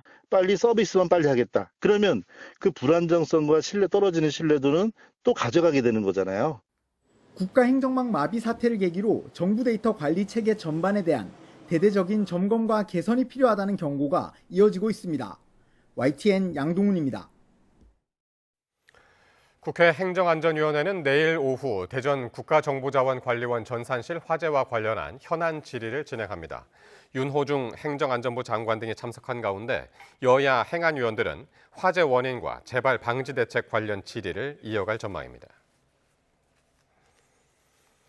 이번 행정 전산망 마비 같은 사태를 막기 위한 대비책이 없었던 것은 아닙니다. 정부가 이중으로 데이터를 저장하는 재해복구 전용 센터를 추진해온 건데 문제는 18년째 표류하면서 무용지물이 됐습니다. 보도에 이형원 기자입니다. 충남 공주에 있는 국가정보자원관리원 제4센터입니다. 전산망 마비 같은 비상사태가 생겨도 행정업무 연속성을 확보하겠다며 재해복구 전용 데이터 센터로 추진해왔습니다. 문제는 2008년에 시작한 사업이 18년째 표류하고 있다는 점입니다. 애초 계획대로면 2012년 구축돼 진작 운영에 들어갔어야 했지만 거듭된 사업자 선정 유찰과 공사비 증액 등으로 지지부진해 재작년 5월에야 건물이 세워졌습니다. 여기에 같은 해 11월 정부 통합 전산망 장애 사태까지 터지면서 사업 계획이 전면 수정됐습니다. 기존 추진 방식은 장애가 생기면 복구를 시작하는 수동 백업이었는데 실시간으로 데이터를 주고받는 식으로 바꾸면서 개청이 또 미뤄진 겁니다. 일정 부분 시범 서비스를 제공하고 있어서 특정 부분에 대해서는 이원화가 돼 있는 것 같은데요. 그게 이번 같이 사건이 발생했을 때 작동하지 않은 것 같습니다. 제때 구축만 됐다면 다른 센터에 장애가 생겨도 공주센터에서 바로 서비스를 이어받아 운영할 수 있었다는 겁니다. 결국 늑장 추진 탓에 이번 화재로 인한 서비스 중단 사태가 커졌다는 지적이 나올 수밖에 없습니다. 공주센터는 올해 완료돼서 기반 인프라가 이제 구축돼서 일부는 소산 데이터를 백업받는 기능을 하고 있습니다. 다만 공주센터가 완료되었어도 우리가 목표로 하는 DR 시스템을 구축하는 건 내부에 별도의 시스템을 또 추가로 구축해야 되는 그런. 시스템 공정률은 5월 말 기준 67%에 불과해 언제쯤 재기능을 할 수 있을지 아직도 불확실합니다. YTN 이영훈입니다. 사실혼 관계인 여자친구를 살해한 40대 남성이 구속됐습니다. 시신은 김치 냉장고 속에 1년 가까이 숨겨져 있던 것으로 드러났습니다. 보도에 윤지아 기자입니다. 늦은 밤 전북 군산의 한 빌라 앞. 피의자 자백을 확보한 경찰이 숨겨진 시신을 찾기 위해 현장에 들어섭니다. 사진만 봤는데 경찰차 불도 안 켜고 있더라고요. 그게 몇 시쯤이었어요? 10시 정도 됐어요. 10시. 얼마나 있다 간 것 같으세요? 한참 나갔어요. 사건이 벌어진 건 지난해 10월. 40대 남성 A씨는 사실혼 관계였던 여성을 살해했는데 범행을 감추려는 시도 끝에 1년 만에 잡혔습니다. 남성은 이곳에서 교제하던 여성을 목 졸라 살해한 뒤 시신을 김치냉장고에 숨겼습니다. A씨는 범행 직후 김치냉장고를 사 시신을 숨기고 피해자 휴대전화로 여자친구 가족에게 문자를 보내며 살아있는 것처럼 꾸몄습니다. 월세를 꼬박꼬박 내며 집주인 의심을 피했지만 1년 가까이 통화가 되지 않자 가족이 최근 실종 신고를 했습니다. 실종 신고를 받은 경찰의 추적이 시작되자 범인은 같이 살던 다른 여성에게 피해자 행세를 해달라고 부탁했습니다. 그러면서 어쩔 수 없이 과거 범행 사실을 실토한 것으로 전해졌습니다. 경찰이 피해자와 직접 통화하거나 얼굴을 확인해야 한다며 남성을 압박하던 상황이었습니다. 자신이 문자 메시지로 답변을 함으로써 피해자가 무사한 것처럼 가장을 했고 또 같이 사는 여성분을 통해서 피해자인 것처럼 통화까지 해가면서 범행을 은폐하려고 한. 구속 전 피의자 신문에 출석한 남성은 취재진의 질문에 죄송하다는 말만 되풀이했습니다. 피해자한테 하고 싶은 말 없으세요? 피해자한테 미안하지 않으세요? 전주지법 군산지원은 남성이 증거를 인멸하거나 도망할 염려가 있다며 구속영장을 발부했습니다. YTN 윤지아입니다. 경기 화성 서부경찰서는 접근 금지 명령을 어기고 전 연인을 찾아가 흉기로 협박한 혐의를 받는 50대 남성을 구속해 조사하고 있습니다. 50대 A씨는 지난 25일 새벽 2시쯤 피해자의 퇴근 시간을 노려 차에 함께 올라탄 뒤 돈을 입금하지 않으면 죽이겠다고 위협한 것으로 조사됐습니다. A씨는 과거에도 피해 여성을 스토킹하다 붙잡혀 접근 금지 명령 등이 내려진 상태로 경찰은 정확한 범행 경위를 조사해 검찰로 송치할 방침입니다. 부산 강서경찰서는 초등학생에게 돈을 주겠다며 차량으로 유인하려 한 혐의로 60대 남성 A씨를 긴급 체포해 조사하고 있습니다. A씨는 어제 오후 6시쯤 부산 강서구에 있는 학원가 인근 도로에서 초등학생 B양에게 접근해 자신의 차량에서 전화를 대신 걸어주면 10만 원을 주겠다며 유인하려 한 혐의를 받습니다. B양은 이를 거부하고 현장을 벗어나 자신의 부모에게 사실을 알렸고 경찰은 CCTV 분석 등을 통해 어젯밤 11시 반쯤 경남 창원시 진해구에서 A씨를 붙잡았습니다. A씨는 자신이 좋아하는 여성이 있는데 전화를 받지 않아 통화를 부탁하려고 했다고 진술한 것으로 전해졌습니다. 미국에서 활동하는 국제 마약 조직과 공모해 이른바 물뽕의 원료 물질인 임시 마약류 GBL을 미국과 호주 등지로 수출한 일당이 경찰에 붙잡혔습니다. 임시 마약류를 해외로 대량 수출하다 적발된 건 이번이 처음입니다. 유서현 기자가 보도합니다. 사무실 안에 드럼통과 함께 하얀색 플라스틱 병이 잔뜩 놓여 있습니다. 모두 이른바 물뽕의 원료 물질인 임시 마약류 GBL입니다. 이렇게 소분된 GBL은 가짜 라벨이 붙은 채 한국에서 해외로 대량 수출됐습니다. 미국 내 국제 범죄 조직과 공모해 시가 159억 원 상당의 GBL 8톤을 미국 캘리포니아 등에 밀수출한 혐의를 받는 일당이 경찰에 붙잡혔습니다. 이들은 호주에도 GBL 23kg을 밀수출한 것으로 조사됐는데 주범은 미용용품 수출 업체를 운영하던 30대 여성 A씨였습니다. A씨가 취급하던 속눈썹 접착제와 리무버 제조 성분에 GBL이 포함돼 있었는데 이를 알게 된 국제 마약 조직원들이 A씨에게 접근하면서 공모가 시작됐습니다. A씨는 가족, 친구까지 동원해 범행을 이어갔는데 밀수출된 GBL 8톤은 멕시코 카르텔과 연계한 국제 마약 조직원들을 통해 미국 전역에 유통됐습니다. 1년가량 이어져 온 A씨 일당의 범죄는 끝내 호주 연방경찰의 꼬리가 잡혔고 첩보를 받은 한국 경찰이 미국 마약 단속국과 공조 수사를 벌여 일당 5명을 검거했습니다. The investigation into the distribution network in the United States and their criminal associates is ongoing, and additional enforcement activity is anticipated in the near future. 경찰은 수사 과정에서 대만, 일본 등에서 GBL을 들여와 일당에게 넘기면서 기록을 남기지 않은 수입 중개업체 대표와 불법적인 목적으로 GBL을 구매하거나 소지한 혐의를 받는 7명도 적발해 함께 검찰에 넘겼습니다. 그 자체로서 일군 임시 마약류이기 때문에 유통의 법적 절차 기준을 강화해서 개인 및 사회에 미칠 악영향을 사전에 차단할 필요가 있습니다. 경찰은 A씨 일당으로부터 138만여 명이 동시에 투약할 수 있는 분량인 GBL 1332kg을 압수했습니다. 또 이들의 범죄 수익이 최소 18억 2천만 원에 달하는 것으로 보고 기소 전 추징 보전을 신청했습니다. YTN 유서연입니다. 5천만 원 이하 소액 연체자에 대한 신용사면으로 최대 370만 명이 혜택을 받을 것으로 보입니다. 하지만 또다시 빚을 연체할 가능성이 있기 때문에 도덕적 해이 논란도 불거지고 있습니다. 보도에 손효정 기자입니다. 금융위원회가 소액 연체 채무자에 대한 신용회복 지원 조치를 시행합니다. 지난 2020년 1월부터 올해 8월까지 5천만 원 이하 연체자가 대상인데 연말까지 모두 갚는다면 신용사면 대상이 됩니다.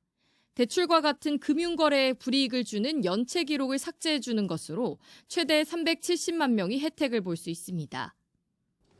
이미 밀린 빚을 모두 갚은 257만 7천 명은 바로 연체 기록이 삭제됐습니다. 아직 다 갚지 못한 112만 6천 명도 연말까지 전액 상환하면 별도 신청 없이 신용회복 지원을 받을 수 있습니다.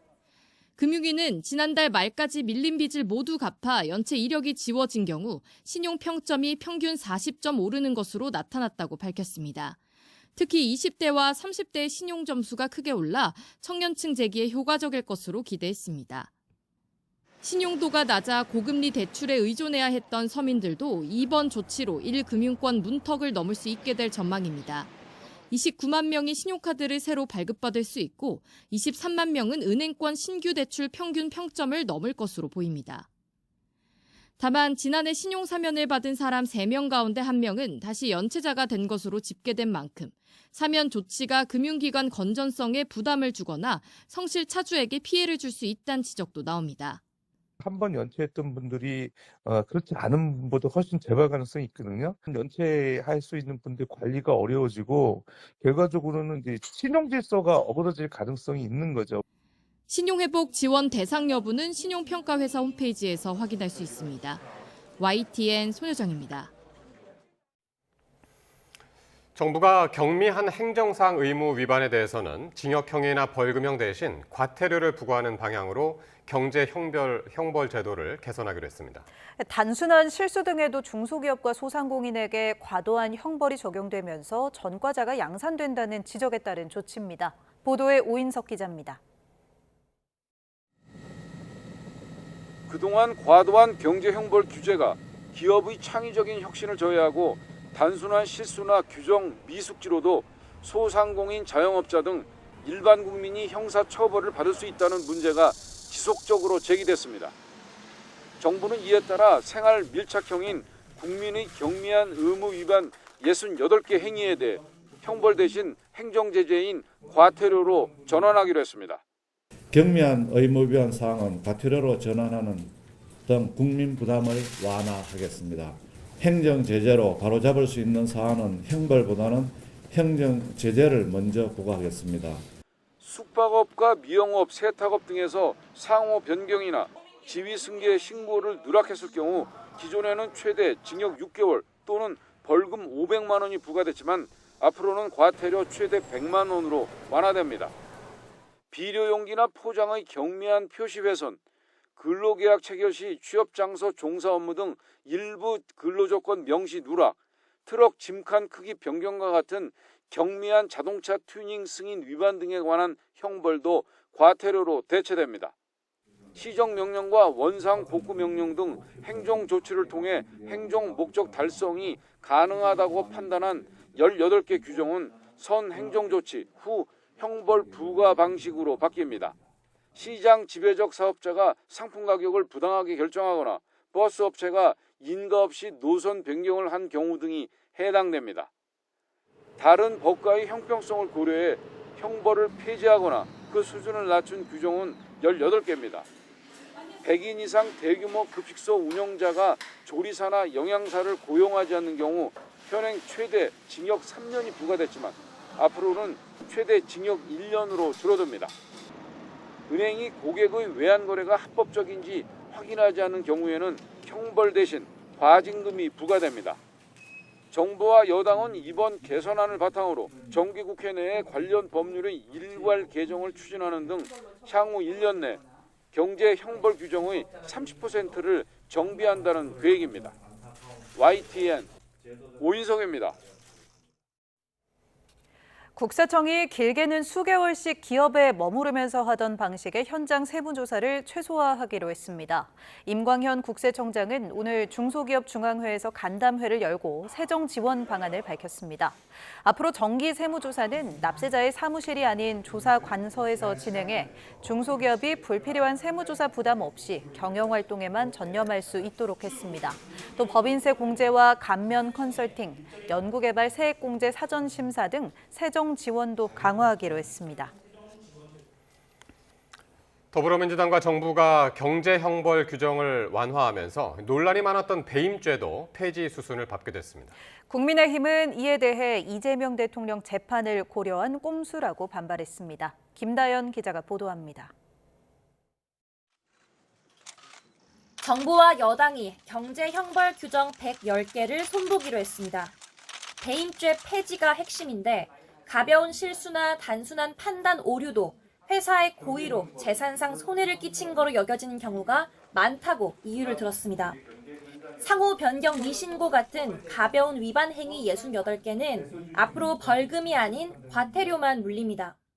과도한 경제 형벌이 민간의 창의적인 경제 활동을 제약한다는 우려가 꾸준히 제기되어 왔습니다. 민주당은 윤석열 정부 때부터 해온 재계 수건 사업이라고 확대 해석을 경계했습니다. 정치 싸움이 아닙니다. 민생 경제와 국가 경쟁력, 미래 성장을 위한 선택입니다. 국민의힘은 배임죄를 없애서 이재명 대통령과 측근들이 기소된 대장동 백현동 재판을 끝내버리려는 꼼수라고 반박했습니다. 이미 대법원 판례에 따라 선의를 바탕으로 한 경미한 손해는 처벌되지 않고 있다며 온갖 미사 여구를 갖다 붙여도 배임죄 폐지 이유는 오직 하나라고 했습니다. 명백한 이재명 구하기법입니다. 연속 판결을 받게 해주기 위한 그런 조치라고밖에 볼 수 없습니다. 민주당은 나아가 야당이 4박 5일간 필리버스터를 하는 바람에 민생 안건 60여 개가 줄줄이 밀렸다며 법안 처리로도 압박에 나섰습니다. 추석 명절 전에 처리될 수 있도록 다시 한번 야당의 협조를 부탁드립니다. 반면 국민의힘은 언제까지 합의되지 않은 법을 단독 처리할 거냐며 반발했는데 원내 핵심 관계자는 YTN에 필리버스터를 위한 준비는 끝났다며 사실상 전면전을 시사했습니다. 다수당의 힘에 의해 소수당의 목소리가 묵살당할 때 소수당이 국민께 드릴 수 있는 마지막 호소인 것입니다. 추석 밥상 민심을 위한 여야 경쟁이 치열합니다. 하지만 여당은 일방적인 법안 처리로, 야당은 필리버스터로 민심의 역풍이 불 수 있다는 우려의 목소리도 나옵니다. YTN 김다연입니다. 국회 법제사법위원회에서 열린 조희대 대법원장 대선 개입 의혹 청문회에서 여야의 거센 공방이 벌어졌습니다.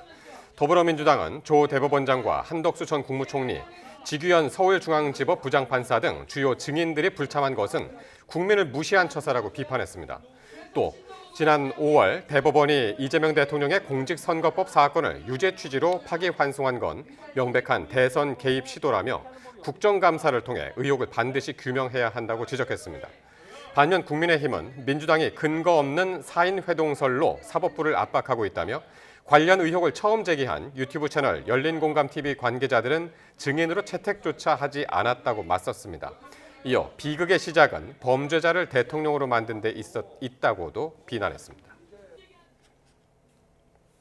국회 법제사법위원회는 다음 달 13일과 15일 대법원을 상대로 국정감사를 진행하고 15일에는 대법원을 직접 찾아가기로 했습니다. 법사위는 오늘 전체 회의를 열고 이 같은 내용을 포함한 국정감사 계획서 변경의 건을 더불어민주당 주도로 의결했습니다. 이에 대해 국민의힘은 대법원을 압박하는 듯한 국감 계획에 이재명 대통령의 재판이 재개되면 대통령 자리에서 쫓겨날까 봐 대법원을 흔드는 게 아니냐며 반발했습니다. 더불어민주당이 그림자 실세로 불리는 김현지 제1부속실장을 다음 달 국정감사에 부르지 않기로 가닥을 잡았습니다. 부속실장을 부른 전례가 없다는 논리인데 국민의힘은 무법 교주냐며 공세를 이어갔습니다. 보도에 강민경 기자입니다. 대통령실의 깜짝 조직 개편 다음 날 민주당은 김현지 신임 부속실장을 호평했습니다. 이재명 대통령이 성남시장 시절부터 호흡을 맞췄던 동지인 만큼 최측근에서 국정을 효율적으로 보좌 할 거라고 했습니다. 국정감사 회피용 꼼수 인사란 지적에는 정면으로 반박했습니다. 너무 좀 과대망상적인 그런 주장이 아닐까. 김현지 비서관의 가장 능력을 발휘할 수 있는 적재적소의 의사 재배치를 한 것일 뿐이다. 민주당은 다만 김현지 부속실장을 다음 달 대통령실 국정감사의 증인으로 부르지는 않기로 했습니다. 대통령을 가까이서 수행하는 자리인 만큼 전임자들도 출석한 관례가 없는 데다 야권의 묻지마식 정치 공세 의도에 휘말리지 않겠다는 이유입니다. 기본적으로는 현직에 있는 사람이 일을 맡아서 나오는 게 맞죠. 오로지 이 김현지 실장 때문에 그런 관례를 깬다는 것도 좀 어색하지 않겠습니까? 국민의힘은 김현지 실장이 V1 대통령 위에 있는 V0내면서 만사현통, 무법 교주라고 직격했습니다.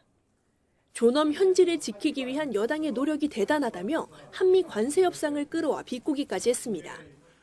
꽉 막힌 한미 관세 협상에서 이 정도의 창의력을 보였다면 협상도 쉽게 타결될 수 있었을 것인데 고위공직자들은 학력과 경력, 전과 등 기본 신상을 공개하도록 하는 김현지 방지법도 발의하기로 했습니다. 야당은 김 실장을 꼭 증인으로 부르겠다고 벼르고 있지만 증인 선정 주도권은 다수 의석인 민주당이 쥐고 있기 때문에 뾰족한 방법은 없습니다. 결국 김현지 부속실장은 여의도에 오지 않을 확률이 높아 보이지만 이름 빼고 알려진 것 없는 그림자 실세에 대한 국민들의 궁금증이 그만큼 커진 것도 사실입니다. 여당 일각에서조차 측근 지키기에 현직 의원들이 총동원돼야 하느냐는 불만 섞인 목소리도 나오는 가운데 대통령실이 경고음을 무시하지 않아야 한다는 지적 역시 있습니다. YTN 강민경입니다. 비상계엄 관련 내란 외환 의혹을 수사하는 조은석 특검팀이 조사에 또 불응한 윤석열 전 대통령에 대해 향후 형사소송법상 절차에 따라 수사를 진행하겠다고 밝혔습니다. 박지영 특검보는 오늘 브리핑에서 윤 전 대통령을 제외하면 수사에 불응하는 피의자나 참고인이 없다며 이같이 말했습니다. 박 특검보는 책임을 지겠다는 윤 전 대통령만 조사에 불응한다고 지적하면서도 당장 추가 소환을 통보한 것은 없다고 덧붙였습니다. 이종섭 전 국방부 장관의 도피성 호주 대사 임명 의혹을 수사하는 이명현 특별검사팀이 심우정 전 검찰총장을 소환했습니다. 특검은 오늘 오전 10시부터 심 전 총장을 범인 도피 혐의 등 피의자 신분으로 조사하고 있습니다. 심 전 총장은 특검에 출석하면서 인사정보관리단에 이종섭 전 장관 대사 임명에 문제가 없다고 보고했느냐는 질문에 아무런 대답을 하지 않았습니다.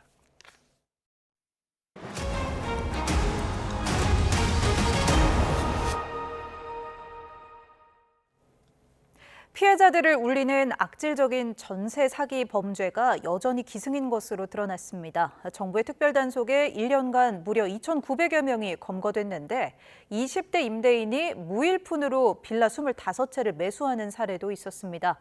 보도에 차유정 기자입니다. 전세 사기가 사회 문제로 떠오르게 된 지 3년째. 여전히 범죄가 판을 치고 피해자도 끊이지 않습니다. 수사를 하고 있는데 아직 기소조차 안 된 피해자가 다수이고 피해 인지를 못하고 있는 수많은 청년 세대들도 있다고 보여집니다. 최근 1년간 국토부는 전세 사기 정황 179건을 확인해 42명을 수사 의뢰했습니다. 양태도 가지각색입니다. 한 컨설팅 업체는 주택 매매가와 보증금을 똑같이 맞춘 뒤 이른바 무자본 갭 투자를 벌여 소득 확인이 어려운 매수자 명의로 5개월 만에 21채를 사들였습니다. 소득도 불분명하고 보증금 반환 능력도 없는 20대 A씨는 1년 반 동안 전세를 끼는 방식으로 수도권 빌라 등 25채를 사들였습니다. 배후엔 공인중개사가 있었는데 이 중개사는 집값을 부풀려 신고한 뒤 남는 돈을 챙기기까지 했습니다. 국토부는 모두 보증금을 떼먹으려는 악의적인 사기로 보고 경찰청에 수사 의뢰했습니다. 여전히 그 전세 사기 의심되는 건들이 나오고 있고 또 보증금 반환 능력이 없는 그런 30대 이하 연소자가 또 개입되는 그런 사례나 컨설팅 업체가 개입돼서 전세 사기를 하는 그런 사례들이 있어서 경찰이 최근 1년간 검거한 전세 사기 사범은 2,913명에 달합니다. 조직적인 전세 사기범 23명에게는 10년 이상의 중형이 선고되기도 했습니다.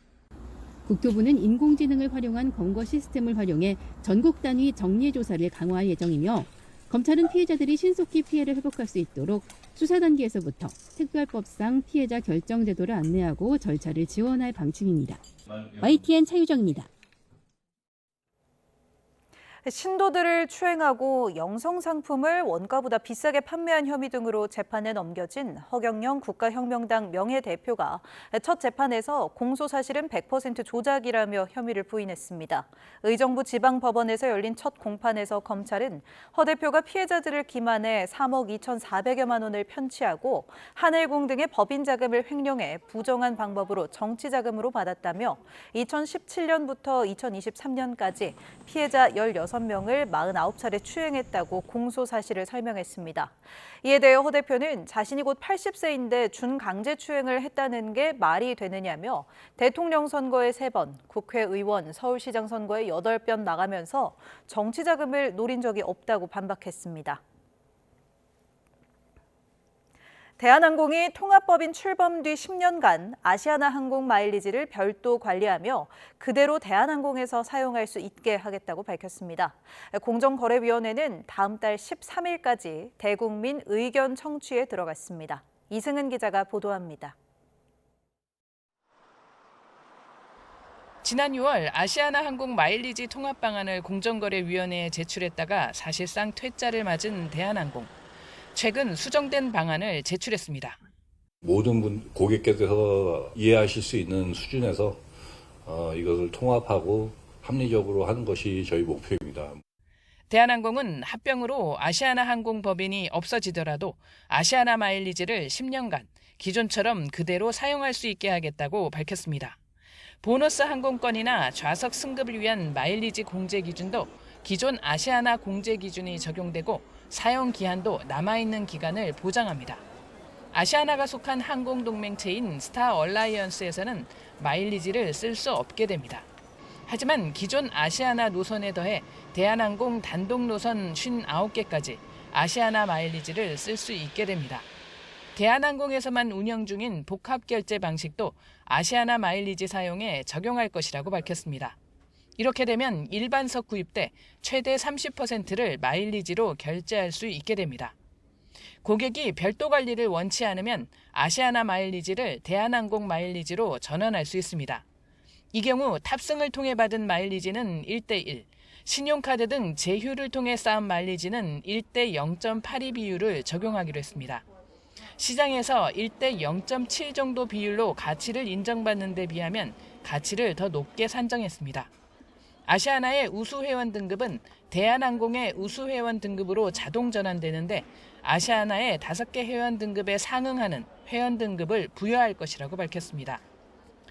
공정위는 이번 방안은 실질적으로 마일리지 가치가 1대1로 보존되는 것으로 판단한다며 다음 달 13일까지 대국민 의견 청취에 들어가기로 했습니다. 전문가들은 마일리지 이용에 병목 현상이 발생해서는 안 된다고 강조합니다. 3조 5천억 정도의 마일리지가 미수금으로 발생하는 거잖아요.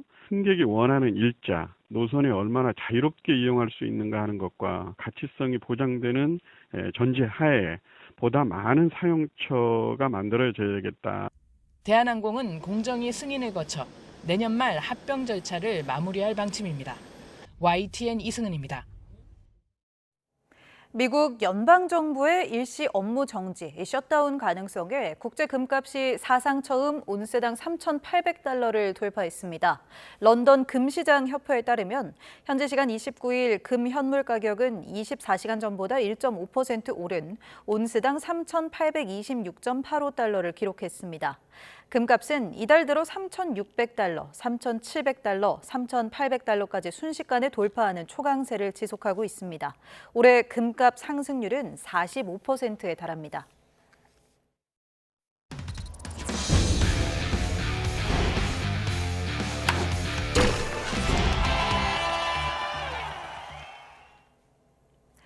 프로야구 LG의 정규리그 1위 확정이 미뤄졌습니다. LG가 두산에 패하고 한화가 롯데에 극적인 승리를 거두면서 한화의 역전 우승 가능성이 조금 더 커졌습니다. 이경재 기자입니다.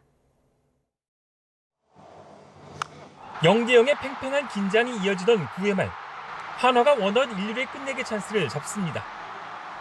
하주석이 힘껏 잡아당긴 안타성 타구가 1루수 글러브 안에 빨려들었고 병살로 이어지며 한화가 땅을 칩니다. 하지만 다시 연장 10회 노아웃 만루. 손아섭이 삼진으로 물러났지만 리베라토 고친 높이 뜬 공이 안타로 이어지면서 한화가 1대0 극적으로 경기를 끝냈습니다. 승리하며 정규리그 우승을 확정할 수 있었던 LG는 선발 코로빈의 잭 로그까지 중간에 투입하며 최선을 다한 두산 마운드를 뚫지 못하고 3안타에 그쳤습니다. 두산이 4회 양석환의 투런 홈런에 박지훈과 케이브가 2타점씩을 책임지며 6대0 승리. 이로써 LG가 남은 NC전에서 패하고 한 경기 반이 뒤진 한화가 SSG, KT와의 잔여 경기에서 모두 승리하면 두 팀은 1위 결정전까지 해야 하는 시나리오가 완성됩니다. NC는 KT를 9대4로 물리치고 7연승을 달리며 KT를 밀어내고 5위로 올라섰습니다. 3대3으로 맞선 5회 데이비스는 석점 홈런을 날리며 팀 승리를 이끌었습니다. SSG는 키움을 4대3으로 꺾고 3위를 확정하며 준 플레이오프 티켓을 손에 넣었습니다. 삼성은 기아를 5대0으로 물리치고 포스트 시즌 진출을 확정했습니다. 디아즈는 시즌 50홈런을 터뜨렸고 은퇴를 선언한 오승환은 9회에 마운드에 올라 절친한 후배인 최영우를 삼진으로 잡아내며 감동적인 마지막 모습을 팬들에게 선물했습니다. YTN 이경재입니다. 미국 프로야구 메이저리그 일정을 마친 샌프란시스코의 이정후가 귀국했습니다. 올해 부상에서 회복해 풀시즌을 소화한 이정후는 야구 인생에서 가장 중요한 한 해였다며 올 시즌은 조금 아쉽지만 내년에는 더 좋아질 거라고 자신감을 내비쳤습니다. 또 내년 3월 WBC에서 좋은 성적을 내야 한다며 잘 준비하겠다는 각오를 밝혔는데요. 이정후 선수의 이야기 직접 들어보시죠. 야구를 하면서 경험해보지 못한 그런 느낌, 감정들이나 아니면은 그런 것들을 많이 느꼈기 때문에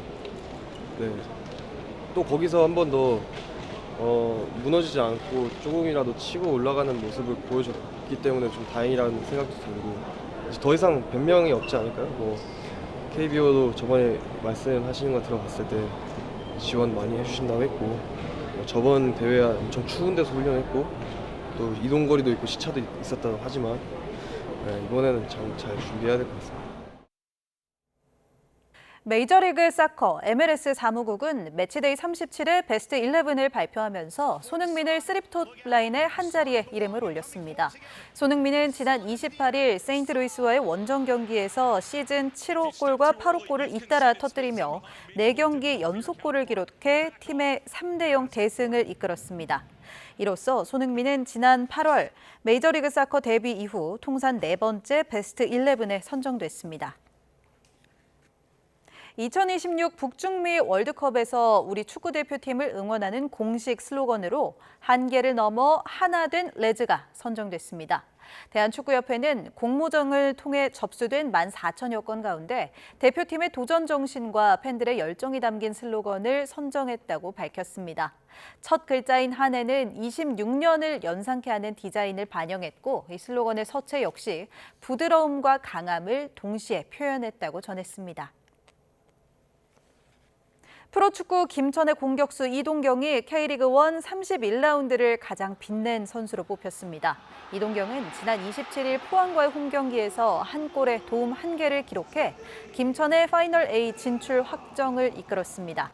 이동경은 2라운드에 이어 올 시즌 2번째 K리그 1 MVP로 선정됐습니다.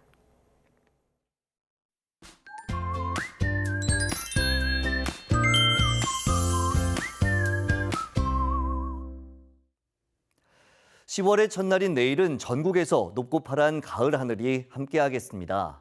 다만 맑은 날씨 속에 햇볕이 강하게 내리쬐면서 기온이 크게 오르겠는데요. 우선 아침에는 서울 기온이 17도로 서늘함이 감돌겠지만 한낮에는 26도까지 오르는 등 오늘보다 높아지면서 늦더위가 나타나겠고 일교차가 10도 안팎 크게 벌어지겠습니다. 또 아침까지 내륙과 중부 서해안을 중심으로 안개가 매우 짙게 끼겠고 경기 북부에는 오후 한때에 약한 소나기가 지나는 곳이 있겠습니다. 내일 아침 기온은 서울 17도, 대전 15도, 광주 15도, 대구 17도로 예년과 비슷하거나 조금 높겠습니다. 낮 기온은 서울 26도, 대전 27도, 광주 27도, 대구 27도로 예년보다 2, 3도가량 높겠습니다. 모레 밤에 전남과 제주도를 시작으로 추석 연휴의 첫날이자 개천절인 금요일에는 그 밖에 충청 이남과 영동으로 비가 확대되겠습니다. 이른 귀성길에 오르시는 분들은 안전 운전에 각별히 유의해 주시기 바랍니다. 날씨 정보였습니다. 화요일 뉴스나이트 마치겠습니다. 시청해주신 여러분 고맙습니다.